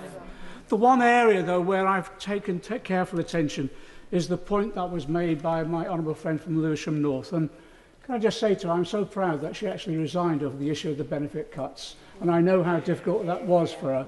She was my whip. She's the nicest whip I've ever had. But she's right. She's right in that the majority of the disability organisations, the campaigning ones in particular, have been opposed to the legislation. And that's why I've tried to ensure that some of the issues that they've raised has been translated into the bill itself. And the one thing that I've just thought was a huge breakthrough for this House in particular was building in the Disability Advisory Group, because that will be the group that has representatives, I hope, from a whole range of the disability groups, including, I hope, disabled people against the cuts, the radical group, that will advise on the implementation of this. And the other issue that was raised is the NHS now they're ready for it. That's why, and this is what I said 10 years ago, it will take years to build up the capacity. That's why the 4-year implementation schedule is so important to me.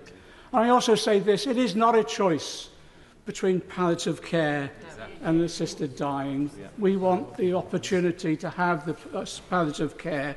And at this point, I want to pay tribute. One of my closest friends died 2 weeks ago in Hillingdon Hospital, and I want to thank the staff for the palliative care that they gave him so wonderfully. But at the same time, I have others who've suffered greatly and wanted to go. But what have they been forced to do? Hide away the drugs over a period of time, send their families away, then themselves take the drugs and die a lonely death. Others, a recent one, starving themselves to death because there's no other option. It's for that I cannot stand by and allow that to happen anymore. The honourable member for North West Hampshire said what's the most important thing at the end of life is control. It's also dignity, and I want to, by this legislation, provide that dignity for those who've decided the time has come. Manira Wilson. Much of the debate on this bill has focused on dignity, on control, on choice. Over the past 6 weeks, I've had to confront those concepts head-on while watching a very close family member of mine unexpectedly lose most physical capacity overnight. Watching someone you love deeply, who has been a proud, a strong, an independent person, unable to perform the most basic of human functions without help, and the corresponding mental impact of that physical incapacity is utterly devastating for them and for their nearest and dearest. That indignity and loss of control has felt unmanageable on the days when the care has been poor, and yet so much more manageable when nurses and healthcare assistants caring for my loved one have not been totally overstretched and coping without breaks, when they've been able to ensure that pain is well managed, and when the basic personal care which gives us dignity and boosts our well-being can be given. And that brings me to the heart of the conundrum that we face today. Many of us in this place want to give people choice and autonomy over the way they manage how they leave this world. But the reality is, and I have seen it up close and personal these past 6 weeks, our NHS and care system is nowhere near giving people that choice. It is absolutely creaking at the seams. Now, I am very grateful that my amendment has been accepted today. But a report on its own is not going to improve our palliative and end-of-life care. And we have had no commitment from ministers as yet that they will do so. The result will be either people choosing to end their lives before they want to, or those who already have a huge distrust in the system, particularly from minority and disadvantaged communities whose voices have been heard the least in this debate, choosing not to access the care they need, dying an even more traumatic death. I do not believe that supporters of this bill want to see either of those things to happen. Mr. Speaker, as parliamentarians, today we have to cast quite possibly one of the most consequential votes of our time in this place. On such a complex and sensitive issue as assisted dying, it is only right that we turn to experts and make evidence-based decisions. So when the Royal College of Psychiatrists and the Royal College of Physicians, who are both officially neutral on assisted dying, have said plainly they cannot support this bill, not least on the most fundamental principle of mental capacity, which sits at the very heart of this bill, I say to colleagues across the House, it is not too late to think again. The very people who will be tasked with delivering the service we are legislating for today, a service which, by the way, we still have no idea what it will look like and how it will be funded, they say it is not safe. How many lives taken in error is too many? 1 in 10, 1 in 100?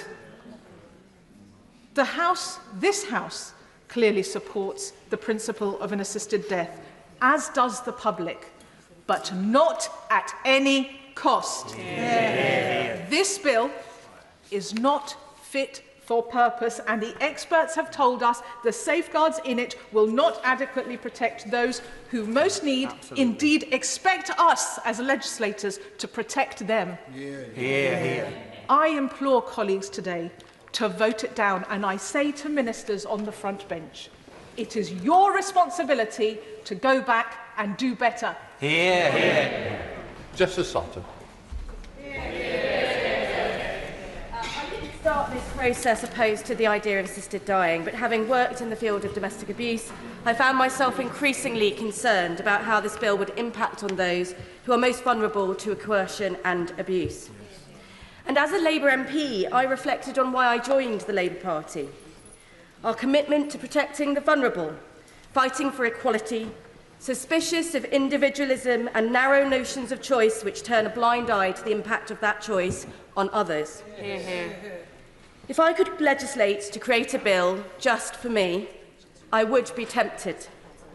But I believe my role as an MP is to legislate in the best interests of those who have no voice, whose choices are often limited by poverty, the patriarchy, racism, trauma, ill health and state and societal failure. We must recognise that if we advance this bill yet further today, there will be unintended and undesirable consequences.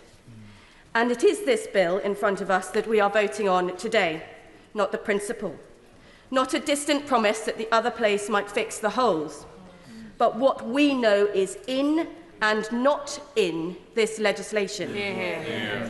I would like to illustrate briefly the reasons why I believe this bill will create harm to families across our country. Imagine the scenario of your mother. You were there when Dad used to belittle her. In public, it was jokes putting her down, but in the house, you would hear him say that she was worthless, ugly, and would be better off dead. You got out of there as soon as you could, but she would never leave. She loved him and couldn't see a life for herself outside his control. You could see her health deteriorating, but he often stopped her from going to the doctors or reaching out to friends. One day, you get a call from your dad to say she's dead. She got an assisted death. You worry she took her life not because of her illness, but because it was the only way out from the abuse. And you fear that he made her do it. But there was no chance for you to tell anyone about your concerns, and no automatic requirement for an investigation by a coroner. Would you ever be able to prove his malign control? Now she was gone. Or imagine you have a brother who has struggled with an eating disorder ever since he entered secondary school. He was sexually abused by a family friend and never received any real support what he went through. Court backlogs mean that the criminal case is still ongoing. He spent longer and longer watching social media influencers paid by assisted dying companies to advocate for what they called a peaceful end to life. He had begun to starve, and doctors withdrew treatment because they claimed nothing more could be done. You get a call, only a few months after his 18th birthday, to tell you that your brother opted for an assisted death. Would my honourable friend give way? No, thank you. I'm sorry. We've got to make time. We know from other jurisdictions that it is older and disabled people who would disproportionately access assisted dying, two of the most vulnerable groups to abuse and coercion, particularly by strangers through financial abuse and cuckooing. Coercion is not just a risk with this legislation, it is a certainty. There are 2.3 million victims of domestic abuse in the UK. Even if this bill implemented gold standard training, which we do not know that it will, professionals will not be able to identify everyone. It is sadly inevitable that should this bill pass, it is the most vulnerable people in our society who will experience wrongful deaths. A prominent campaigner in favour of this bill has said, even if a few grannies get bullied into it, isn't that a price worth paying for all the people who could die with dignity?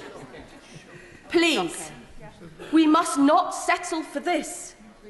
In a system designed to end life, there can be no room for doubt and no room for human error. Coercion and abuse are real. They happen all around us all the time, whether we want to see it or not, as does feeling like a burden.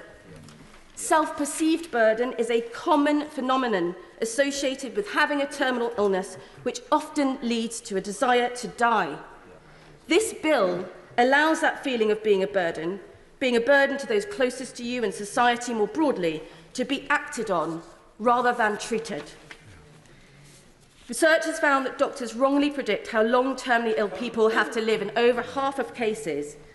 There is so much life left to live after a terminal diagnosis. We should not relinquish our bonds, duties and responsibilities towards each other as fellow human beings. I urge colleagues to reject this bill. Agree. I rise to speak in favour of this bill. But first I want to thank the Honourable Member for Spen Valley for the way she has approached this bill and for how she has engaged with members across the House on both sides of the argument on their various amendments. I voted in favour of this at second reading on principle, but also because of something a constituent said to me about the status quo. She said, "It is cruel." And I can't disagree with her. It was definitely cruel for my constituent Anne, who was interviewed by the police for supporting her husband in going to Dignitas. She faced the weeks afterwards, in her grief, facing the uncertainty of a police investigation. For me, the current system is unsatisfactory. And it was a real privilege to join others on the Bill Committee to scrutinise this bill. And it is my belief that this bill is stronger for having gone through that system. And there's one change in particular I'd like to speak to, and that is the inclusion of social workers on the panel.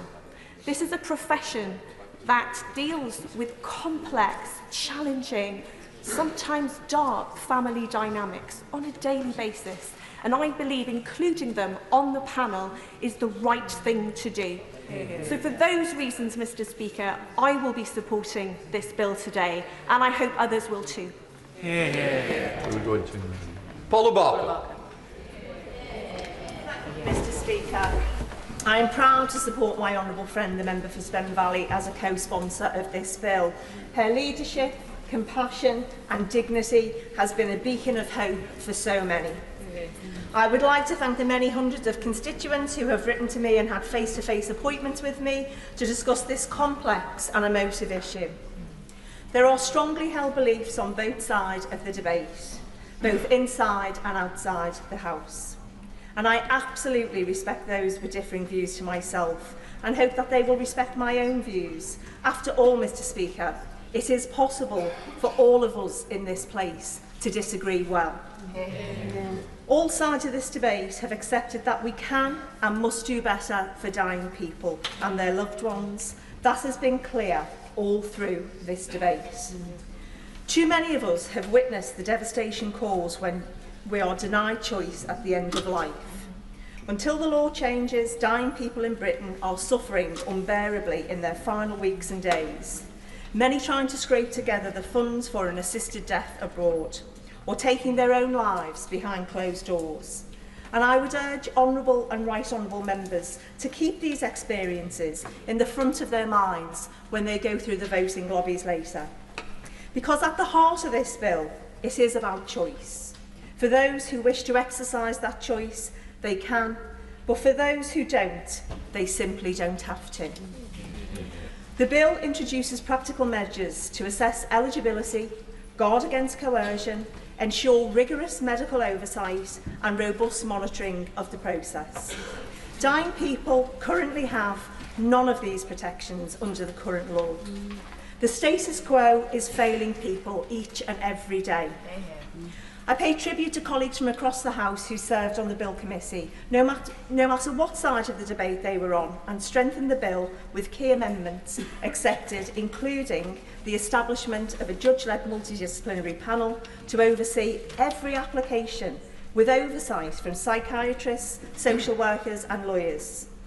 The requirement that assisted dying can only be discussed with patients within the context of all their end-of-life care, and panel members and treatment options, mandatory training for doctors and panel members on detecting coercion, and the creation of a disability programme board. The bill requires that patients be informed about all care options to ensure everyone has access to the best possible pain relief, emotional support and hospice care. This will ensure that choosing an assisted death is never a result of ignorance or lack of care. And I am pleased that this bill has brought about a long overdue discussion about palliative care.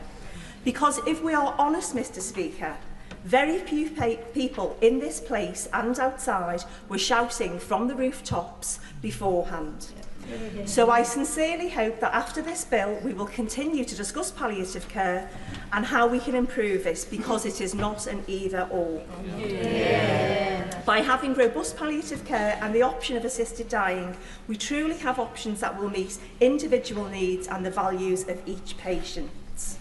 Finally, Mr Speaker, momentum for law change is spreading across the British Isles and beyond. Last month, MSPs voted by a clear majority to pass Liam MacArthur's assisted dying bill. The Alamand bill is waiting royal assent and will potentially be available for terminally ill residents from 2027. The direction of travel is to give dying people true choice at the end of life. We cannot leave dying people in England and Wales behind. Thank you. I'm just going to say, if we could do 4 minutes, we'll help others. Dr. Spence. Thank you, Mr Speaker. It's often said that Parliament is the conscience of the nation, but I believe that it's also its safeguard. There are people who will benefit from physician-assisted suicide, as implemented in this bill. But there are also people who will be harmed. Those with mental illness, those in care homes, those who feel a burden, those who are made to feel a burden, and those who are abused. The bill's safeguards are inadequate. The Royal College of Psychiatrists, the Royal College of Physicians, of which I'm a member, the Royal College of Pathologists, countless doctors, professionals, charities, have all been ignored in pursuit of absolutist principle above understanding. It's a facile interpretation of autonomy to give it no bounds, or to ignore its prerequisites. We must hear these concerns and today act accordingly. Mr Speaker, for who are we, if not the champions of the vulnerable, the voice of the voiceless? The question before us today is, do we believe this harm to the vulnerable is worth it? I say not. I say vote down this bill. Thank you, Mr Speaker. Today we're faced with a defining choice, and for months we have debated assisted dying. In some ways, we will never have enough time, and I wish there had been more opportunity to debate amendments that had been put forward. But I can also say in my time in these debates that honourable members have approached these issues with great dignity and care. The honourable member for Spen Valley is a friend of mine who I am very proud of, and she has led this debate with characteristic humanity and decency and honour. And I'm sure all of us have found that whenever we have approached her with concerns on behalf of others or ourselves, she has come with a willing ear and an open heart, and I pay tribute to her. Opponents of the bill have also worked tirelessly to understand and to voice those concerns, and like the member for Spen Valley, has brought that expertise so that all voices can be heard today. More than 1,000 approaches to me in my office from people in Wirral West about this issue has shown that people are guided by all faiths and none, and as others have said, that deserves great respect. Yeah. I think to a meeting I held in Melrose Hall in Hoylake with more than 50 constituents discussing this matter, and people with candour and respect shared their personal stories. They disagreed wholeheartedly, but they did so with compassion and dignity. They are the best of us. Standing here, I recognise that however we end up today, we will let people down. Whether this passes, and there are people who would not choose otherwise to have an assisted death that go through with that, or whether it falls, and people who I believe should have the choice, individually, to end their illness on their terms are denied that opportunity. I'm conscious of that. And yet the vote before us is not on these harrowing stories that we have heard, but it is on a system. And it's on that system that I worry about the implications that go beyond individual cases.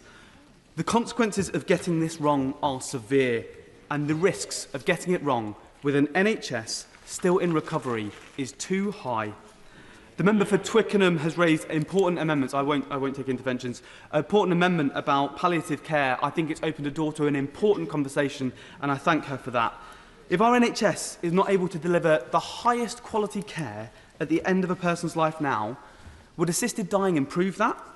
Or could it end up creating a one-sided choice for people? Now, I know honourable members will be concerned that there will never be a good time for the NHS to introduce this, that it won't quite be ready for assisted dying. And I hear that, but I sincerely do not believe it is ready to bear the weight of the system we are voting on today. And Mr. Speaker, I'm not settled on the issue of coercion either.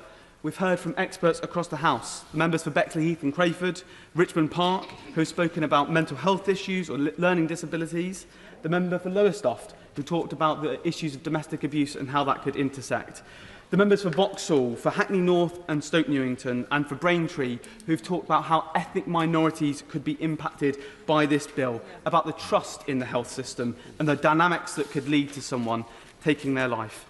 And I worry, Mr. Speaker, about the quiet, imperceptible, unspoken coercion which could emerge if this system goes ahead, of those vulnerable people who would feel a duty to die. And I'm not satisfied that this bill has enough safeguards against that. It is for that reason that I'm voting against, and call others to do the same. But I will say to those watching at home, I hope that people can share my confidence that whatever lobby people walk through today, they have reached their decision with great care and great consideration. To weigh up the consequences, good and bad, of this vote, it's been a burden of the duty of this bill, and I share that burden with others today. Thank you very much, Mr. Speaker. We all, I believe, come to this place every day determined to improve not just our society, but the lives of those who live in it, of our constituents. We want to give them more choice, more opportunity, but we also have a responsibility to protect the vulnerable and to alleviate suffering.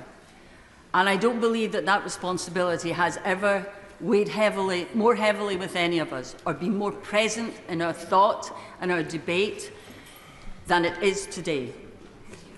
We've debated this a number of times. The bill has been through the scrutiny of the committee, and I thank the honourable member for Spen for all the work that she has done and all the work that the committee have done in coming back with a bill which I firmly believe will provide the choice that those people who are suffering at the end of life not only deserve, but are calling out for us to give them. I would also like to reassure all of those in the disabled community, those who are perhaps suffering from an eating disorder or a mental health issue, that they are not in any way put at risk by this bill. The committee has gone to extreme lengths to ensure that there are safeguards and that they will not be eligible for an assisted death because they will not have a terminal illness. It's been difficult for all of us. It's a difficult road. We've shared personal experiences. We've shared the experiences of our constituents.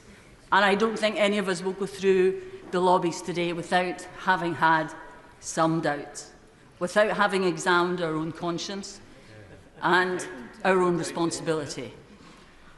But, Mr Speaker, I have to say I believe that what the committee have done, what the House has done, is come up with a bill which does what the people of this country want. Offers choice to adults with a terminal illness with the safeguards that we need. And I would ask all members to support the Terminally Ill Adults Bill. Thank you. Lewis Atkins. Thank you, Mr Speaker. The judgment, it strikes me, in front of us today is would permitting some terminally ill adults to choose an assisted death reduce suffering without inadvertently creating undue risks to others. I am clear, having worked in the NHS for 19 years, that my judgment is it absolutely can do this. I know the lengths that the NHS and our hospice movement go to provide care at the end of life. The beloved pet coming in for the last cuddle. The compassionate conversation in the middle of the night that calms fears. Some have suggested that our health service could not safely introduce assisted dying for patients who are already in regular contact with the health service, because by definition they are terminally ill. I know not just the professionalism of NHS staff, but I've also seen the thoroughness of which other medico-legal routes, for example Mental Health Act tribunals, which are in many ways analogous to the provisions of this bill, which they're implemented. The NHS has shown over decades that it can safely implement social and legislative changes passed by this Parliament. The 1967 Abortion Act, implemented safely by the NHS. The regulation and provision of IVF under the Human Embryology and Fertilisation Act. This bill has rightly been amended to allow up to 4 years commencement, to allow all of the preparations that are needed to take place. The Chief Medical Officer reminded us that the NHS deals with life and death decisions every day. And while the processes in this bill are new, crucially, they build on a solid foundation of existing practice. The Mental Capacity Act. As others have said, a person with a terminal illness receiving critical care can at the moment say, "Doctor, I want to die, turn off this machine." And we use a simple test under the Mental Capacity Act to permit that. Under this bill, rightly, there are further safeguards, but the decision is essentially the same. "Doctor, I want to die, give me something to drink." This is absolutely not about the state killing people. These people are dying at the moment. The CMO also gave evidence to us, and he stressed that the secondary legislation powers are necessary to permit ongoing safe regulation. Those powers not only require the Secretary of State to ensure that codes of practice and regulation are in place, but they also give him the opportunity to react post-implementation should there be any cases that were unduly concerning. It is right that we are thorough in our roles as legislators.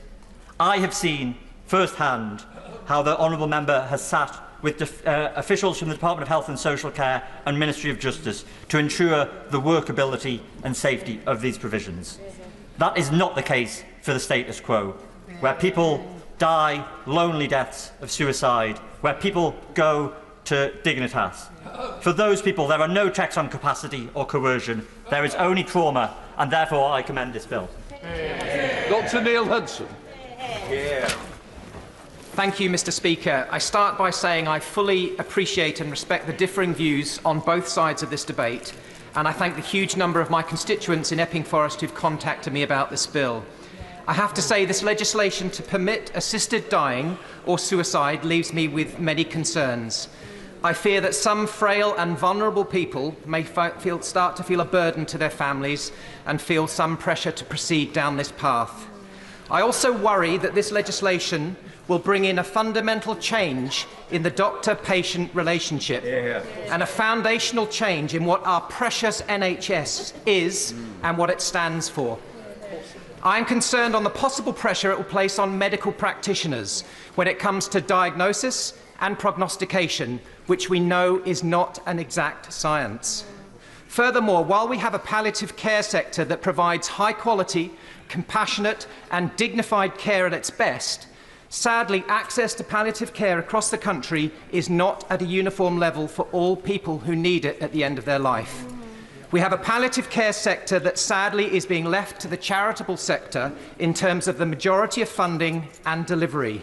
That is in no way intended as a criticism of the amazing charities and hospices involved in the delivery of this care. But I think it's not right, Mr. Speaker, as a society, that the state will fund how someone comes into this life with obstetrics, maternal care, neonatology and paediatrics, but not how they leave this life. I believe our priority should be addressing this palliative care situation before we go anywhere near bringing in assisted dying legislation. Finally, Mr. Speaker, I wanted to say some remarks as a veterinary surgeon. I won't give way. I preface this by saying that I am in no way equating the passing of an animal with a passing of a human, which is of a completely different order of magnitude. But the end of an animal's life has sometimes been drawn into the discussion of human-assisted dying. Many of the protocols and drugs for this are similar to those being discussed for humans. As a veterinary surgeon, I have been involved in countless numbers of cases of helping animals, large and small, pass away for many, many reasons. Each decision with the owner is very difficult and often heartbreaking. But what I would say is that the final act isn't always routine, and it doesn't always go smoothly or according to plan. Apart from a couple of powerful speeches from members last week, we have not really addressed this issue of medical procedures and complications in this human debate. I shudder to think of the implications for the patient, their loved ones, and the coordinating doctor if things do not go smoothly and peacefully. Surely, Mr. Speaker, this must give us all pause for thought. And so, Mr. Speaker, for these and many, many other reasons, I again will be voting against this legislation today. Yeah. Final speech, Leila McAvoy before the front benches. Thank you, Mr. Speaker. I'd like to thank my friend, the member for Spen Valley, and to celebrate her courage and kindness throughout this whole process. I agree with many in the House that the status quo is unacceptable, and that's why most of us are here. I'd like to urge colleagues who, like me, are in favour of the principle of choice at the end of life to use their vote today, not on the principle, but on how this bill will work in practice. This is not an opinion poll, and there are very real trade-offs. Without palliative care parity across the UK, this new way to die offers a replacement, not a real choice. I am pleased to have the support of the former Prime Minister, the Right Honourable Gordon Brown, on these arguments, as well as a huge number of medical professionals. I was brought up around death, and I'm still smiling. I know about good palliative care because my dad would take me to the hospice to meet his patients that he'd grown to love. As a child, I remember him getting promoted to a new nurse consultant role. They were experts in their field of nursing and were promoted to fill the gap in those expertise for making decisions around crucial palliative care and pain relief. My dad's positional and relational power to give confidence around decision-making and support less experienced but more senior staff in essential decisions around life and death meant that those decisions could ease a lot of people's passing. When decisions are delayed, the patient suffers unnecessarily, and we have heard this happen through the stories of many of the cases of poor palliative care that have shaped this debate today. In the interest of time, I'm going to skip to my final point. The practical reality of what we see today is that without radical improvements to palliative care, a joined-up digital system, the clear recorded centralised data on when and how we talk to patients about the treatment that they're getting and what that means, not just for the length of their life, but for the quality of their life, we will continue to have a postcode lottery. With a finite number of experts in our NHS, This decision to bring in this new way of dying will simply deprioritise addressing the gaps in provision of good quality palliative care, which will affect most of us, in favour of offering a new option to the minority of people who will be eligible. That is not in line with my values, and that is why I can't vote for it. Yeah. We come to Shadow Minister Dr Kieran Mullins. Thank you, Mr Speaker. Can I begin by first thanking the clerks for the considerable work they have been undertaking to support members across this House in preparing amendments across so many different elements of what is a complex issue. And I know, Mr Speaker, you gave a great deal of thought to which of those we voted on, and I also know you had a difficult balancing exercise giving time to this bill versus the limited time available for Friday sittings.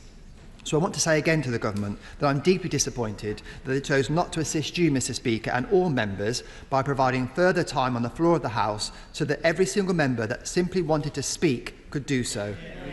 Telling members how many hours went into committee stage when so few members can participate in that is of little comfort to those members who haven't been able to put their views on the record on the floor of the House. But we are where we are. And can I join others in acknowledging the very hard work and sincerity of the sponsoring member for Spen Valley. Now is the moment when we vote on her bill in what we have to assume is its final form. There may be changes made in the other place, but there may not be. If you vote for the bill today, you must do so happy that this is the version that will come into law. As we conclude, I want to return to what I said at second reading. No one on either side of this debate can claim only their side is being motivated by care and compassion for others. We have heard powerful speeches motivated by concern for others, for those both in favour and against this bill. The Mother of the House, the member for North West Hampshire and Glasgow North, and the member for Glasgow North East were some powerful examples. The member absolutely served the memory of her brother well. But on either side of the debate, we should resist the temptation to give ourselves false comfort. Those supporting the bill, and I'm sure even the sponsoring member herself, will accept there is no such thing as a perfect law, certainly not in an area like this. No one can be certain that the concerns raised by opponents of the bill will never transpire in any case. Members supporting the bill should vote with an understanding that there may be unintended consequences. Similarly, those opposing the bill should do so accepting that they can't rule out that some people of sound mind, without undue pressure from others, would want to access assisted dying. We've heard about the very real suffering people at the end of their life can experience. How much this suffering can be relieved by palliative care has been a point of real contention. But the most powerful medications for relieving pain have equally powerful side effects, and that should weigh heavily with members considering voting against. And whilst opponents of assisted dying may prefer an improvement in palliative care instead, they can't guarantee it will happen. Though I don't think it's fair to say that those that ultimately vote no to the bill are, as some have described it, actively happy with the status quo. I'm sure all of us at some point have seen a problem of human suffering of one form or another, but opposed a plan to alleviate it because we thought it might make things worse in some other respect. That doesn't mean you're happy with the problem that still remains. And so, taking all of that into account, members have to undertake a difficult balancing exercise. I want to end my remarks with the words we started the day with, words that are heard in the chamber every time that we sit. I'm not religious, but the meaning our daily prayers convey, I think, is of universal assistance. We're encouraged to lay aside all private interest and prejudices and to keep in mind our responsibility to seek to improve the condition of all mankind. Saying those words is easy. If only it was as easy to have the necessary wisdom to always know what exactly it means to improve the condition just of our constituents, let alone all mankind. The daily prayers can't help us with that, unfortunately, and today we don't even have the help of the party line. All of us at one time or another have railed against the whip and its encouragement for us to vote for something we think is unwise. But if we're honest, this encouragement can be of great help a lot of the time. The extent to which the debate covered the views of professionals and representative organisations, I think, reflects members trying to find help of another form in place of the whip. Most of us aren't experts, yet we have to make a decision even experts disagree on. But let's welcome the fact that here today, as we wrestle with this decision, we really are truly doing exactly what we were sent here to do, more than on most other days. And even if you might be uncertain about your vote, you can be absolutely certain about that. Minister Stephen Kinnock. Thank you very much indeed, Mr Speaker. I stand at the dispatch box today alongside my honourable friend, the member for Finchley and Golders Green, not as the MP for Aberavon Maesteg, representing the views of my constituents, although I thank each and every one of them who took the time to contact me with their considered opinions, but as the government minister responsible for ensuring that the bill, if passed, is effective, legally robust and workable.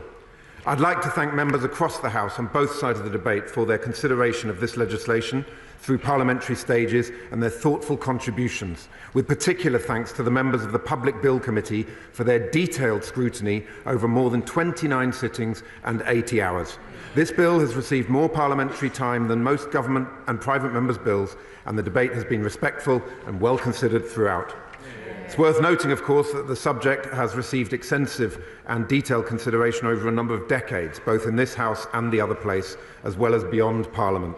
Many members will recall the bill before us today follows many years of examination and analysis, including reports such as the inquiry of the Health and Social Care Select Committee in 2023 and the accumulation of evidence from other jurisdictions.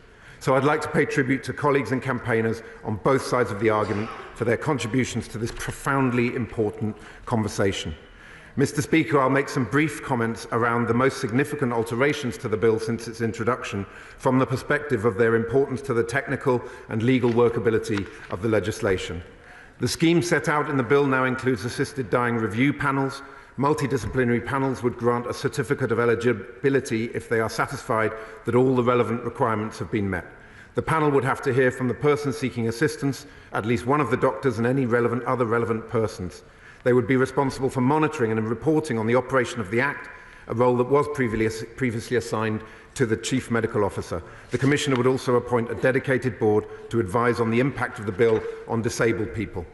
The bill's commencement clause has been amended so that any provisions that have not yet come into force would automatically do so 4 years after the bill is passed. Specific training requirements for doctors playing a formal assessing role under this bill have been added. There is now provision for independent advocates to support qualifying persons to understand their options for end-of-life care and the process under the bill. And in terms of employment protections, amendments have been made at report stage mean that no one is under any duty to participate in the provision of assistance in accordance with this bill. There are now also employment protections to protect employees and other workers from being subject to any detriment for opting in or out of providing assistance under the bill, and to protect employees from dismissal. So, Mr Speaker, it just falls to me to thank all honourable members once again for their extremely valuable contributions to this sensitive debate, and once again to reiterate that should it be the will of Parliament for this legislation to pass, then the Government will ensure the safe and effective implementation of this service. Thank you, sir. Point for order, Kit Moulton. Mr Speaker, I beg to move that the question now be put. The question is, the question must be no put. As many of that opinion say aye. Aye. The contrary, no. No. Aye. I'm just going to put the question again. The question is, the question be no put. As many of that opinion say aye. Aye. The contrary, no. Right. The question is that the bill now be read a third time. As many of that opinion say aye. Aye. Of the contrary, no. No. Division, clear the lobbies.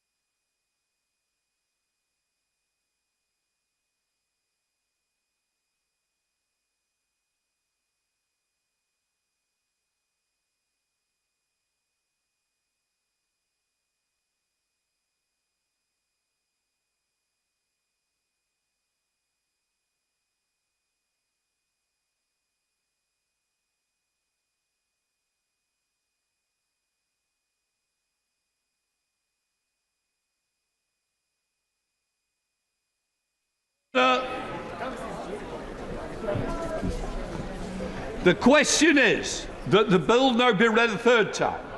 As many of that opinion say aye. Aye. The contrary, no. No. The tellers for the ayes, Sarah Owen and Bambo Shore-Lambos. For the noes, Dame Karen Bradley and Ruth Jones.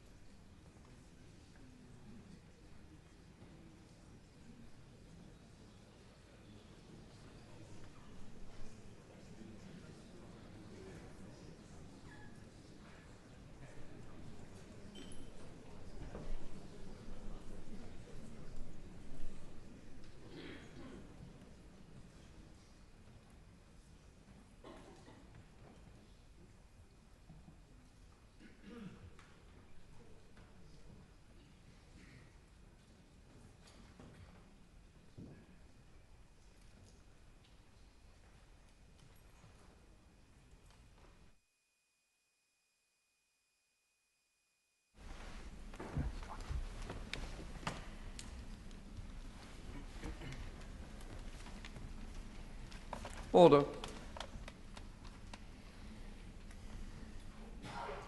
The ayes to the right, 314. The noes to the left, 291.